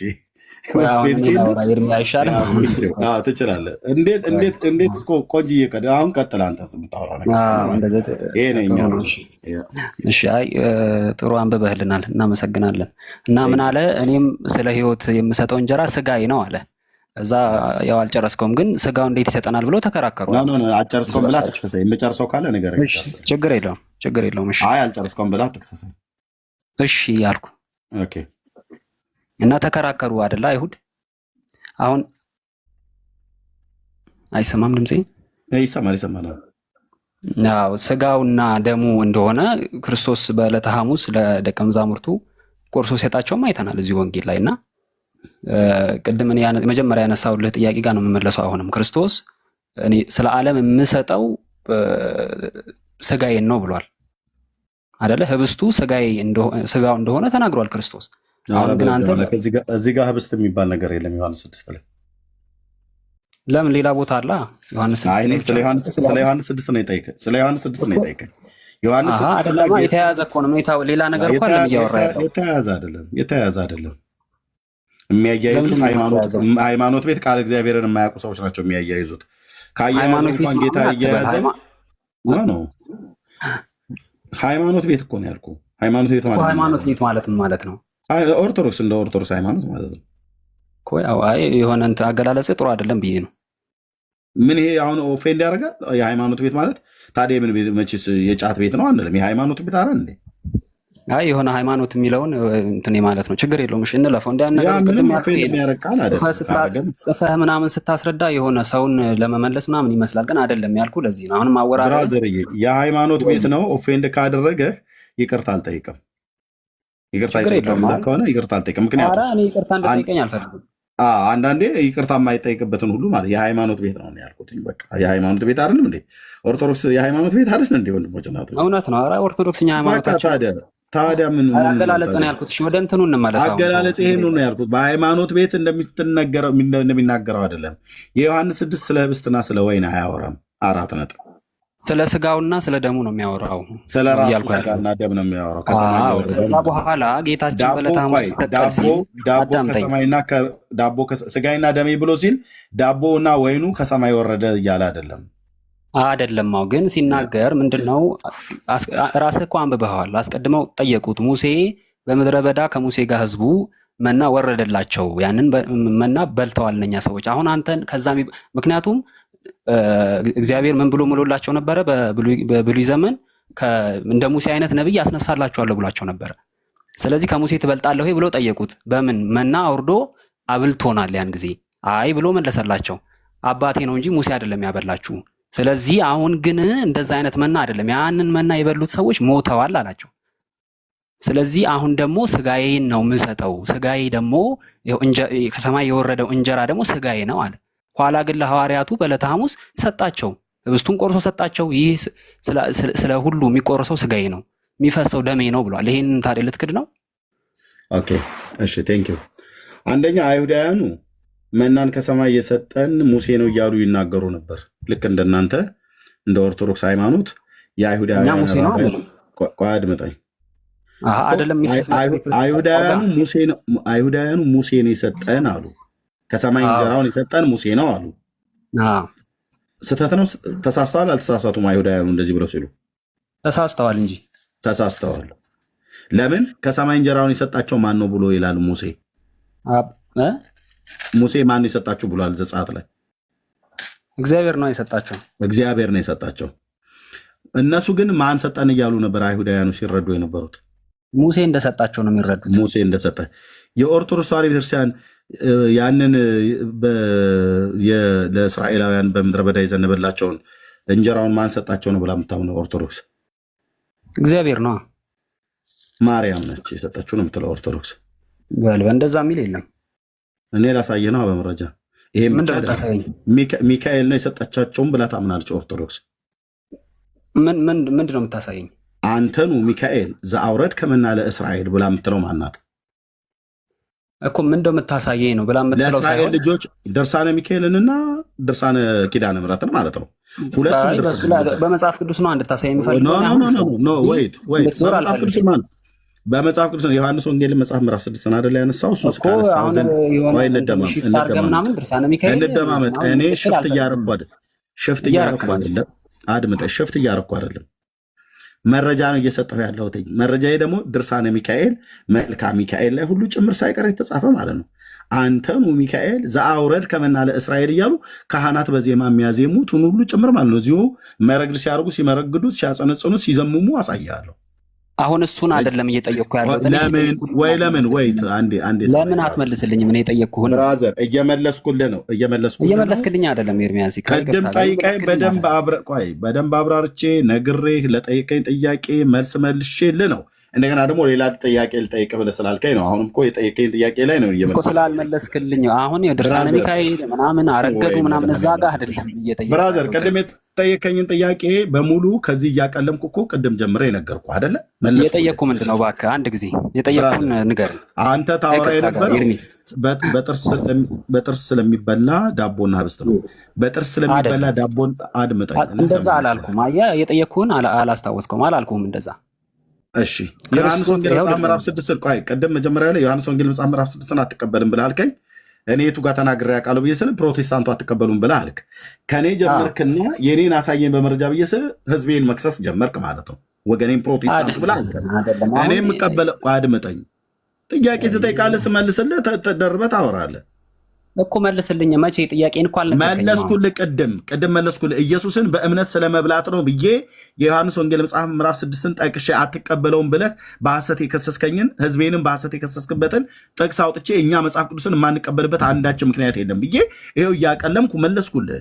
ኢየሱስን ስለመብላት ይኸው ላየህ ታወራለህ አይደለም እኮ። በትክክል አይደለም አገላለጽህ እኮ ትክክል አለ። እኔ ሚዩት አድርጌያለሁ። እኔ ሚዩት ያደረኩት ቴንኪው። ልብ በሉ፣ የቅድሟ ነገር እንዳትነገር ነው አሁን ወደዚህ የምታመጣው።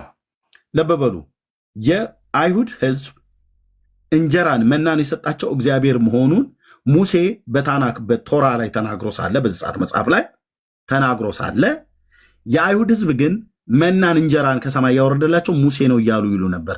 ልክ ኦርቶዶክስ ሚካኤል ነው ያወረደላችሁ፣ ማርያም ነች ያወረደችላችሁ ብላ ትላለች። የት? ድርሳነ ሚካኤልና ድርሳነ ኪዳነ ምሕረት ላይ። ድርሳነ ኪዳነ ምሕረት የሰኞ ድርሳን ገጽ 120 ላይ፣ ድርሳነ ሚካኤልም ደግሞ በወርሃ ህዳር ነው ታኅሳስ ላይ ግንቦትም ላይ ሁሉ ጭምር አለ የተጻፈ ማለት ነው። መልክዓ ሚካኤል ላይ ሁሉ ጭምር ተጽፏል። መልክዓ ሚካኤልም አለኝ፣ ድርሳነ ሚካኤልም አለኝ። አንተኑ ሚካኤል ዘአውረድ ከመና ለእስራኤል እያለች በመጽሐፈ ዚቆ መዝሙር ላይ ሁሉ ጭምር ጽፋለች። ይኸው መጽሐፈ ዚቆ መዝሙር አለኝ። መዝሙሩን እኔ ዘምርለታለሁ ከፈለገ የጠየቅኩህን አትመልስልኝም? ይቅርታ የጠየቅኩህን ለምን አትመልስልኝም? ብራዘር እየመለስኩልን ነው። ይሄንን እዚህ ጋር ስናገር አንተ የመለስኩልህን ጥያቄ መልሰህ ትጠይቀኛለህ። የመለስኩልህን ጥያቄ ክርስቶስ ስጋዬ ነው ደሜ ነው ያለውን ነው። ይህንን የጠየቅኩህን አንተ ቆይ፣ ሙሴ ያላወረደውን መና ህዝቡን አሳስተው አይሁዳውያኑ አሳስቷቸዋል። እግዚአብሔር ነበር ያወረደው፣ እነሱ ግን ሙሴ ነው ያወረደው ብለው ይላሉ ብለህ እንዳልከኝ ሁሉ ኦርቶዶክስ አሳስታችኋለች እኮ። ማርያም ነች ያወረደችው መናውን ብላለች። እኔ አላልኩማ ማርያም ነች ያወረደችው ኦርቶዶክስ። አንተ አላልክም፣ እኔ እኮ ነው ብዬ የምልህ በመጽሐፍ። ስለዚህ ከኔ ጋር ነው። እኔ እኮ ኦርቶዶክስን አልወክልም። ኦርቶዶክስ አሳስታችኋለች። አይሁዳውያኑ እግዚአብሔር መናውን አውርዶ ሳለ ሙሴን ያወረደው እያሉ ህዝቡ እንዳሳቱት አንተም እግዚአብሔር መናውን አውርዶ ሳለ ማርያም ነች መናውን ያወረደችው ብላ ድርሳነ ኪዳነ ምሕረት የሰኞ ድርሳን ገጽ 120 ላይ እንደዚሁም ድርሳነ ሚካኤል ላይ ሁሉ ጭምር እንደዚሁም በመልክዓ ሚካኤል ላይ ሁሉ ጭምር እንደዚሁም በመጽሐፈ ዚቆ መዝሙር የቅዱስ ያሬድ መጽሐፍት ላይ ሁሉ ጭምር አንተኑ ሚካኤል ዘአውረድ ከመና ለእስራኤል እያለች ሚካኤል መናን አውርዶ አበላ ብላ ለህዝብ ታሳስታለች ኦርቶዶክስ። ስለዚህ ይሄ ነው መልሱ። አይ እግረ መንገድ ጨርስልህ ብዬ ነው እንጂ እኔ መንገድ ሌላ ብዙ ጥያቄ ስላለኝ ይሄን መልስልኝ። አሁንም ሚዩት አድርገው ለህዝቡ ከእንደገና ተናግሬ ነው እንትን የምለው። ከዚህ በኋላ እንዳትከፍት እኔ ክፈት ብዬ ሳልልህ ቴንኪው ገብቶኛል። እንደ ጥቁር እባብ አናታችሁ የምትቀጠቀጡበት የውሸት ጉድ ሲወጣ መጮህ ትጀምራለህ። ቅድም ዮሐንስ 6 ላይ አጥብቼ ነው የነገርኩህ። አሁንም ያልጨረስከው ነገር ካለ ጠይቀኝ፣ እጨርስልሃለሁ። ግን የዮሐንስ ወንጌል መጽሐፍ ምዕራፍ 6ን ስታነሳ ኢየሱስን ይበሉ ዘንድ መና ከሰማይ ሰጣቸው ተብሎ ተጽፏልና አንተ ምን ምልክት ልታረግ ትችላለህ ብለው ጠየቁት አይሁዳውያን ወገኖቹ። እና ይበሉ ዘንድ መናን ከሰማይ ሰጣቸው ተብሎ ተጽፏል፣ ሙሴ መና ሰጥቷቸዋል ብሎ ሲል የለም ሙሴ አይደለም የሰጣቸው አባቴን የሰጣቸው አላቸው። እነሱ ሙሴ ነው ብለው ሲሉ የለም አባቴን የሰጣችሁ ብሎ አላቸው። ኦኬ የአይሁድ አስተማሪዎች ግን ማን ነው ሰጠ ብለው የነበረው? ሙሴ። ልክ የእናንተ መምህራን ሚካኤል ነው የሰጠው ብለው እንደሚሉት፣ ልክ የእናንተ መምህራን ማርያም ነች የሰጠችው ብለው እንደሚሉ በመጽሐፍ የተጻፈ ማለት ነው። ስለዚህ እነሱ ትክክል አይደሉም ተሳስተዋል ብለህ ካልክ ኦርቶዶክስም ተሳስታለች ብለህ ለጽድቅ የምትቆም ከሆነ ይህን ተናግረህ ለፋ። አሁን መጽሐፉን ድርሳነ ሚካኤልና ድርሳነ ኪዳነ ምሕረትን መጽሐፈ ዚቆ መዝሙርን ባመጣ ትወጣለህ። ለምን ሄዳችሁ ተንደርድራችሁ ገድላ ድርሳናት ውስጥ ትደበቃላችሁ ብላችሁ ትላናለች። እኛ ፊት ልቆሙበት አችሉም። ገድላ ድርሳናት ምን ብሎ ነው የሚደበቀው? እኔ እግዚአብሔር ቃል ላይ ነው ያለሁት። ግን ታሪኩ ተመሳሳይ ስለሆነ እነሱ ህዝብን ያሳቱት ሙሴ ነው ብለው እንዳሉ ሁሉ የአንተን ቤተክርስቲያን ማርያምና ሚካኤል ናቸው መና አውርደው ያበሉት ብላ ትላለች። ድብን ያለ ስህተት ነው። ንስሐ ነው መግባት ያለባቸው ነው እያልኩ ያለሁት። የዮሐንስ 6 ላይ ግን ቅድም የጠይቀውን ጥያቄ መልሼልሃለሁ። ስለሱ ስጋ መብላትና ስለመጠጣት ከሆነ እሱም በእምነት ስለመብላትና በእምነት ስለመጠጣት ነው። በእምነት ብሎ የሚለውን ቃል ኬታ መጣ ብለህ ካልከኝ ይኸው እንደዚህ ይላል። ኢየሱስም እንዲህ አላቸው፣ የህይወት እንጀራ እኔ ነኝ፣ ወደ እኔ የሚመጣው ከቶ አይራብም አለ። ወደ ኢየሱስ ሰው የሚመጣው በምን በኩል ነው? በእምነት። ስለዚህስ በእኔ የሚያምን ሁልጊዜ ከቶ አይጠማም አለ። አየህ፣ በሱ ስታምን ከቶ አትጠማም፣ በሱ ስታምን ከቶ አትራብም። በሱ ስታምን መምጫውን መንገድ ወደ ጌታ መምጫውም ወደ እኔ የሚመጣ ከቶ አይራብም ብሎ ያለው መምጫውን መንገድ ወደ ጌታ እሱም በማመን ነው ማለት ነው። ስለዚህ በሱ በማመንህ ከቶ አትራብም፣ በሱ በማመንህ ከቶ አትጠማም። ከዚህ የተነሳ በእምነት በልተዋል፣ በእምነት ጠጥተዋል ማለት ነው። ከዚህ የተነሳ ቁጥር 47 ላይ እውነት እውነት እላችኋለሁ በእኔ የሚያምን የዘላለም ሕይወት አለው ይላል። አየህ፣ ኢየሱስን በእምነት መብላትና በእምነት መጠጣት ነው የዘላለምን ሕይወት የሚያሰጠው እንጂ ስለሚበላ በጥርሳችን ስለምናኝከው ስለ ጵርስፎራ ወይ ደግሞ በቤተልሔም እኔ በኦርቶዶክስ ቤተክርስቲያን ዲያቆን ስለነበርኩ ዲያቆን አዲስም እዚህ ያለ በእጃችን ስለምንጋግረው በቤተልሔም ውስጥ ስላለ ጵርስፎራ አይደለም የሚያወራው። እሱን የሚያወራው በሌሎች ተመሳሳይ ወንጌላት ማቴዎስ፣ ማርቆስ፣ ሉቃስ ላይ ተጽፎላል ማለት ነው። ያኛው ህብስት ይሄ አይደለም። ይሄ ስለ ህብስት አይደለም የሚያወራው፣ ስለ ወይን አይደለም ይሄ የሚያወራው። ይሄ ስለ ሊትራሊ ስለሆነ ስለ አምላክ ልጅ ስለ ኢየሱስ ክርስቶስ ከሰማይ ስለወረደው ነው የሚያወራው ነው እያልኩ ያለሁት። ጨርሻለሁ። ስለሰማኝ ቴንኪው። መቀጠል እችላለሁ። አይ እንደዚህ ግን የሆነ አምባገነን ባትሆን ጥሩ ነው። ከይቅርታ ጋር ለቃል ነው አልሆንኩም። አይ እንደው ታግሼ ጥያቄ እንድትመልስልኝ የሰማሁት እንጂ የተናገርከው ነገር እንትን ሳቢ ሆኖ አይደለም የሰማሁት። እና ምንድነው አሁንም መልሼ ነው የምጠይቅህ፣ ጌታ ስጋዬ ብሎ ሲናገር ምንድን ነው እየተናገረ ያለው? መልሼ እላለሁ። እኔ ደግሞ መልሼ አልመልስልህም። 2 ጊዜ ነግሬሃለሁ። በቃ አልመለስክም። ይኸው እሱ መብት ነው። አሁን ራሱ እንኳን መልሼለት ውሃ እንኳን ሳልጠጣ መልሶ ይጠይቀኛል 3ኛ ጊዜ። አልመለስክም። በእኔ ስለማመን ነው አለ እኮ። በእኔ የሚያምን ከቶ አይራብም፣ ወደ እኔ የሚመጣው ከቶ አይራብም ማለት እሱ ብሏል። በእኔ የሚያምን ከቶ አይራብም ማለት ተናገረ። ስጋ ከሰማይ የወረደው እንጀራ አንተው ጠይቀህ አንተው ትመልሳለህ። ለ3ኛ ጊዜ እንኳን ልረዳ ብዬ ማለት ነው። አይደለም አልመልስም አልከኝ እኮ። አንተው ቀዳሽ፣ አንተው ተኳሽ ሆንክ እኮ ብራዘር። ካልመለስኩልህ በቃ ሌላ ሰው ይመልስልህ። እኔ ግን ለ3ኛ ጊዜ እንኳን ልርዳ ብዬ ማለት ነው። ኢየሱስ ክርስቶስን በእምነት ስለመብላትና በእምነት ስለመጠጣት ነው የሚናገረው እንጂ አንተ በጥርስ የምታኝከው ዳቦ በአፍህ ስለምጠጣው የወይን ጭማቂ የዮሐንስ 6 አንድም አይናገርም።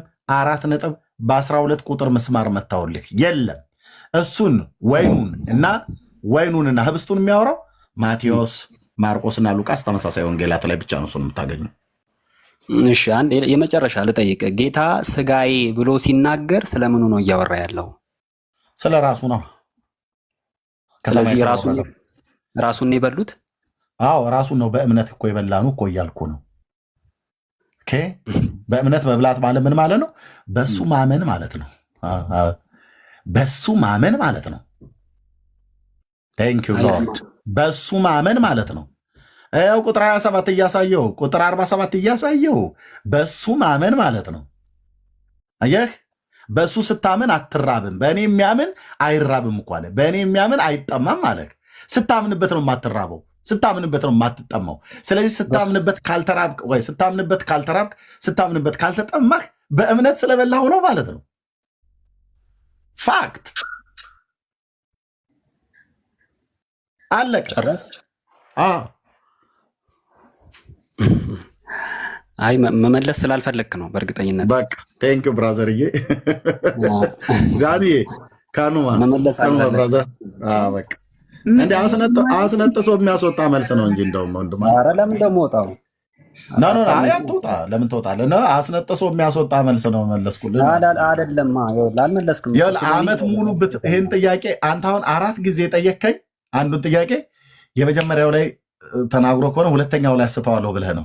ይሄንን ደጋግመህ ሚሊዮን ጊዜ በነገራችን ላይ አንድ ጊዜ እኔ ለተንኮል አይደለም። ለምን እንደሆነ ሳወራ አደረብ ከዛ ታወራለህ። 4 ጊዜ ጠየከኝ። ቆይ አድምጠኝ። 4 ጊዜ ጠየከኝ ሳይገባህ ቀርቶ አይደለም። ምንድነው ከመጀመሪያው ጥያቄና ከሁለተኛው ጥያቄ ላይ ከሶስተኛው ጥያቄ ላይ ከአራተኛው ጥያቄ ላይ እስኪ እንግዲህ የሆነ ነገር የሚለው ነገር እስኪ ምናምን ነገር ብለህ ይሄንም ሚሊዮን ጊዜ ጠይቀህ ለምን ታወራለህ? ብራዘር ልጨርስ። ለምን ታወራለህ? በጌታ የማይሆን ነገር ነው እያወራ ያለው እኮ ትክክል ያለው። በቃ 4 ጊዜ ጠየከኝ።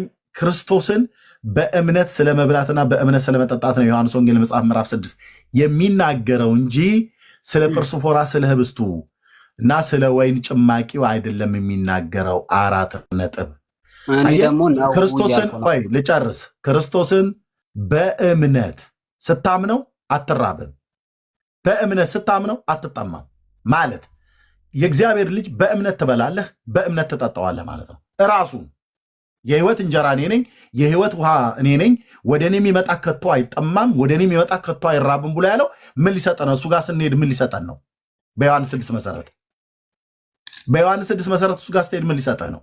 ያን ገና ያ በተመሳሳይ ወንጌላት ላይ ያለ ህብስቱ እዛ የፋሲካ ቂጣ የሚበሉት መራራ ቅጠል ጋራ የሚበሉት ቂጣ አይደለም እዛ ጋር የነበረው።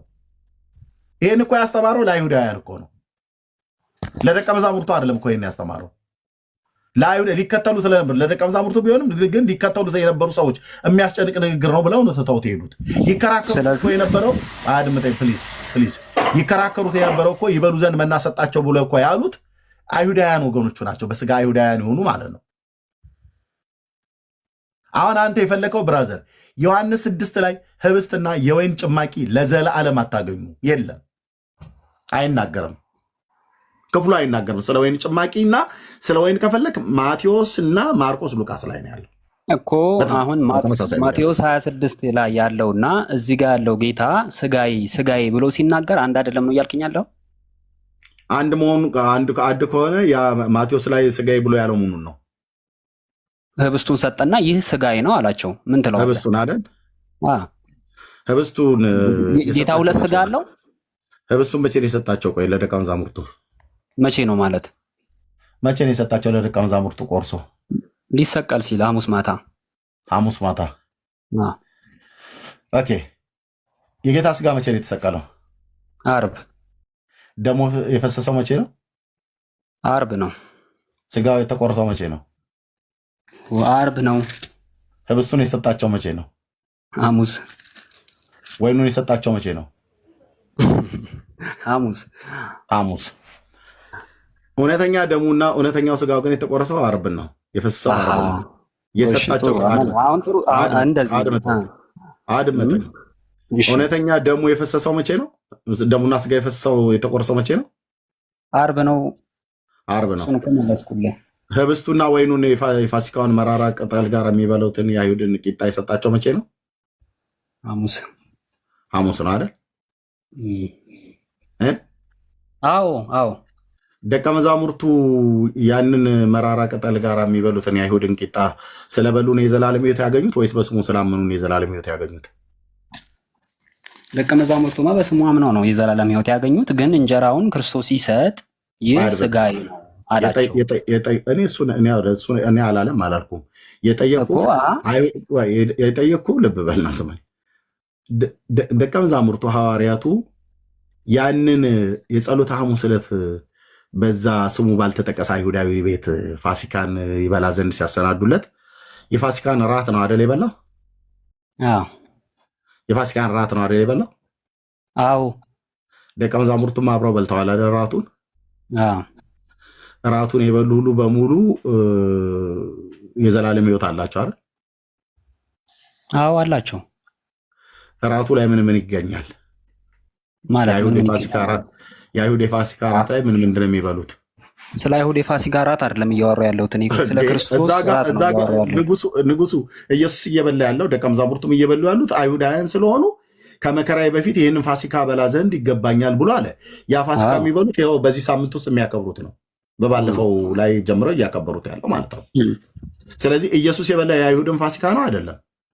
የአይሁድን ፋሲካ ነው የበላው። ግን ደግሞ የአይሁድ ፋሲካ ላይ ሲበሉ የአይሁድ ፋሲካ ላይ ሲበሉ ምን ምንድን ነው የበሉት ነው እያልኩ ያሉት። ማዕዱ ላይ ምን ምንድን ነው የሚቀርበው?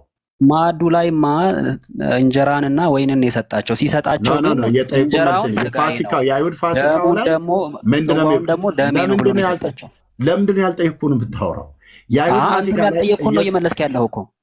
አልሰማኝም። ብሰማኝ እንደዚህ ባላወራ። የአይሁድ ፋሲካ ላይ ምን ምንድን ነው የሚበላው? ኢየሱስ የአይሁድን ፋሲካ በልቷል። ለምን? ግዴታው ስለሆነ፣ አይሁዳዊ ሰው ስለሆነ፣ ግዴታው ስለሆነ። ጴጥሮስ እና ደቀ መዛሙርቱ አብረው በልተዋል። ለምን? ግዴታቸው ስለሆነ ኢየሱስ ጌታዬ፣ ኢየሱስ ጌታችን ግዴታው ስለሆነ በልቷል። ምክንያቱም አይሁዳዊ ሰው ነው። ራሱ ሕጉን ሰጥቶ ራሱ አይቃወምም። ስለዚህ ከመከራዬ በፊት ይህን ፋሲካ በላ ዘንድ ይገባል ብሎ አለ። ስለዚህ በአይሁድ ፋሲካ ላይ ምን እንደሚቀርበው ጠረጴዛቸው ላይ እሱን ሁሉ ነው አይበሉት። ንገረን። የፋሲካውን በግ በልተዋል? አልበሉም? በግ በልተዋል? አልበሉም? አይልም አልኩ። በአይሁድ የፋሲካ በዓል ዘጸአት ላይ ምን ምንድን ነው ብሉ ብሎ ያለው? አላቅም። ኦኬ፣ አታውቅም። ሌላ አንብብልህ። አሁን እያወራን ያለ ነው ማቴዎስ 26 ላይ የበሉትን ነው። እንድታነብልኝ አልፈልግም። ምን ያደርግልኛል? አይደለማ፣ የኔን ጥያቄ መልስልኝ። ፖዝ ሆኗል። አይ ቲንክ ወንድምነት ትሰማለህ? ዳንዬ ትሰማለህ? ወንድምነት ትሰማለህ? የኔን ጥያቄ መልስልኝ። ፖዝ ሆኗል። ቪዲዮ መክፈት አልቻልኩም። ኧረ ዝጋውና ሲከፈት ቆይ በትልቁ ድጋሚ ላድርግ።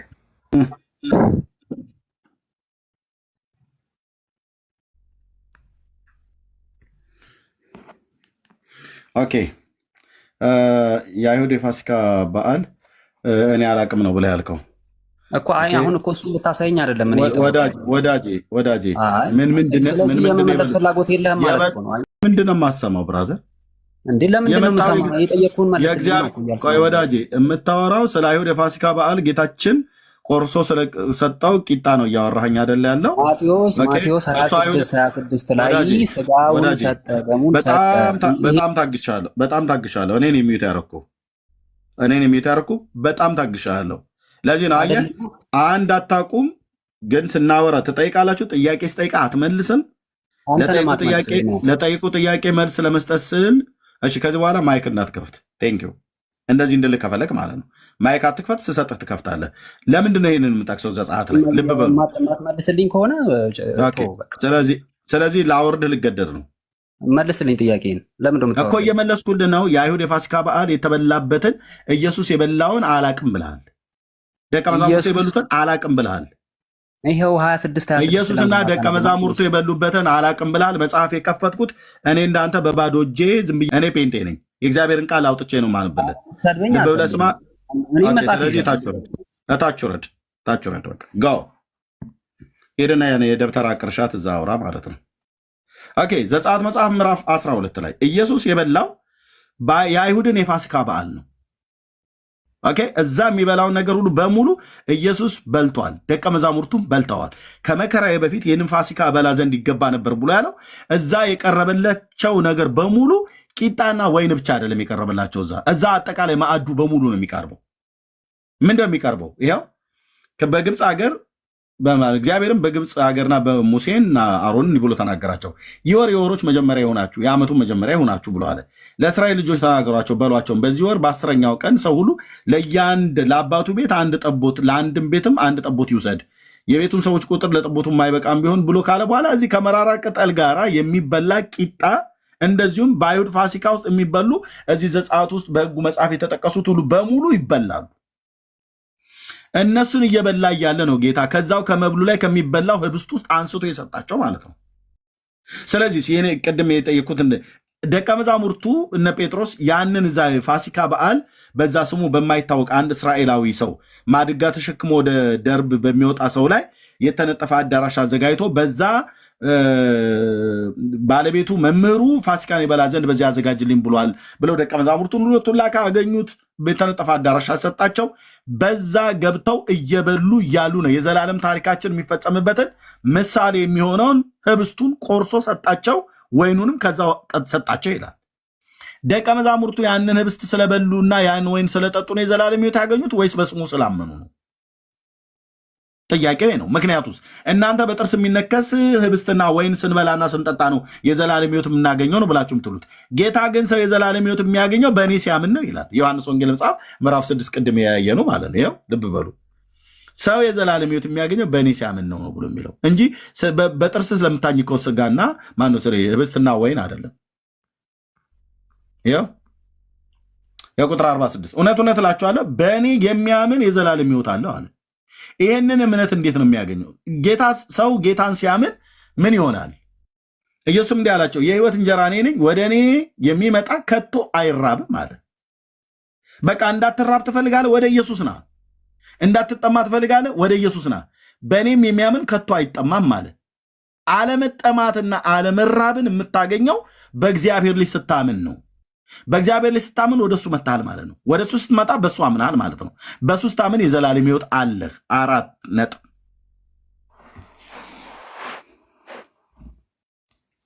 የገባን እውነት ይሄ ነው። እንግዲህ ወንድሞች እናቶች፣ ዮሐንስ ወንጌል መጽሐፍ ምዕራፍ 6 ስለ ወይንና ስለ ህብስት አያወራም።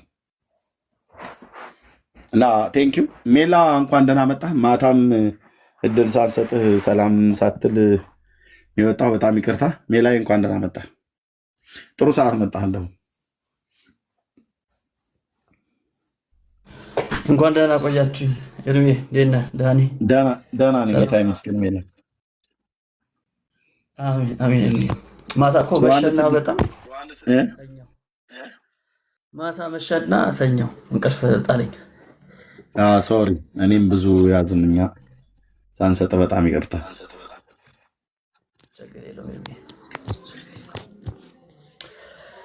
ዋናው ሀሳቡ መተላለፉ ነው። ዳኒ እንዴት ነህ? እንደማረብህ አለ ሜላችን ሁሉ ሰላም አለ ወይ? እንዴት ነህ? አለን ይመስገን። ዮሐንስ ወንጌል ምዕራፍ 6 ሜላ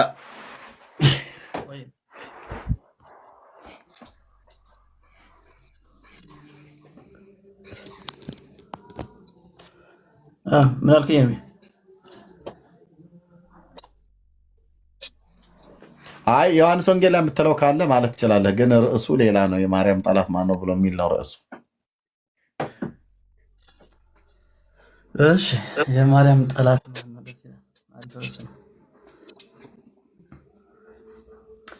በዚሁ መቀጠል እንችላለን።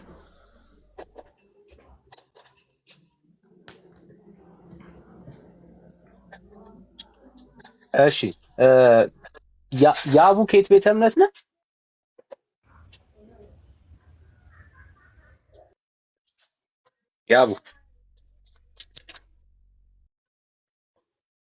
ያቡ እሺ ኪንግ ኦርቶዶክስ ነኝ። እሺ እንኳን ደህና መጣ። ባለፈው እኮ ከእናንተ ጋር ተወያይተን ነው። እሺ ዛሬ የሚሰማ ሰው ልዩ ሰው ወይ ሰማል። እሺ እንኳን ደህና ቆያችሁ። ጌታ ይባረክ። ሜላ ተቀበለው። እሺ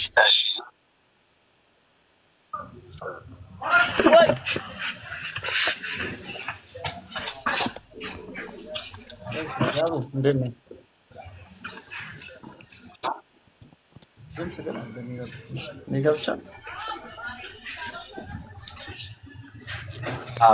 እኔ ጋርም ይሰማኛል። አይ ቲንክ ያቡ ያለበት ቦታ ጫጫታ ያለ ይመስለኛል። ክሊር አይደለም። ልክ ነህ።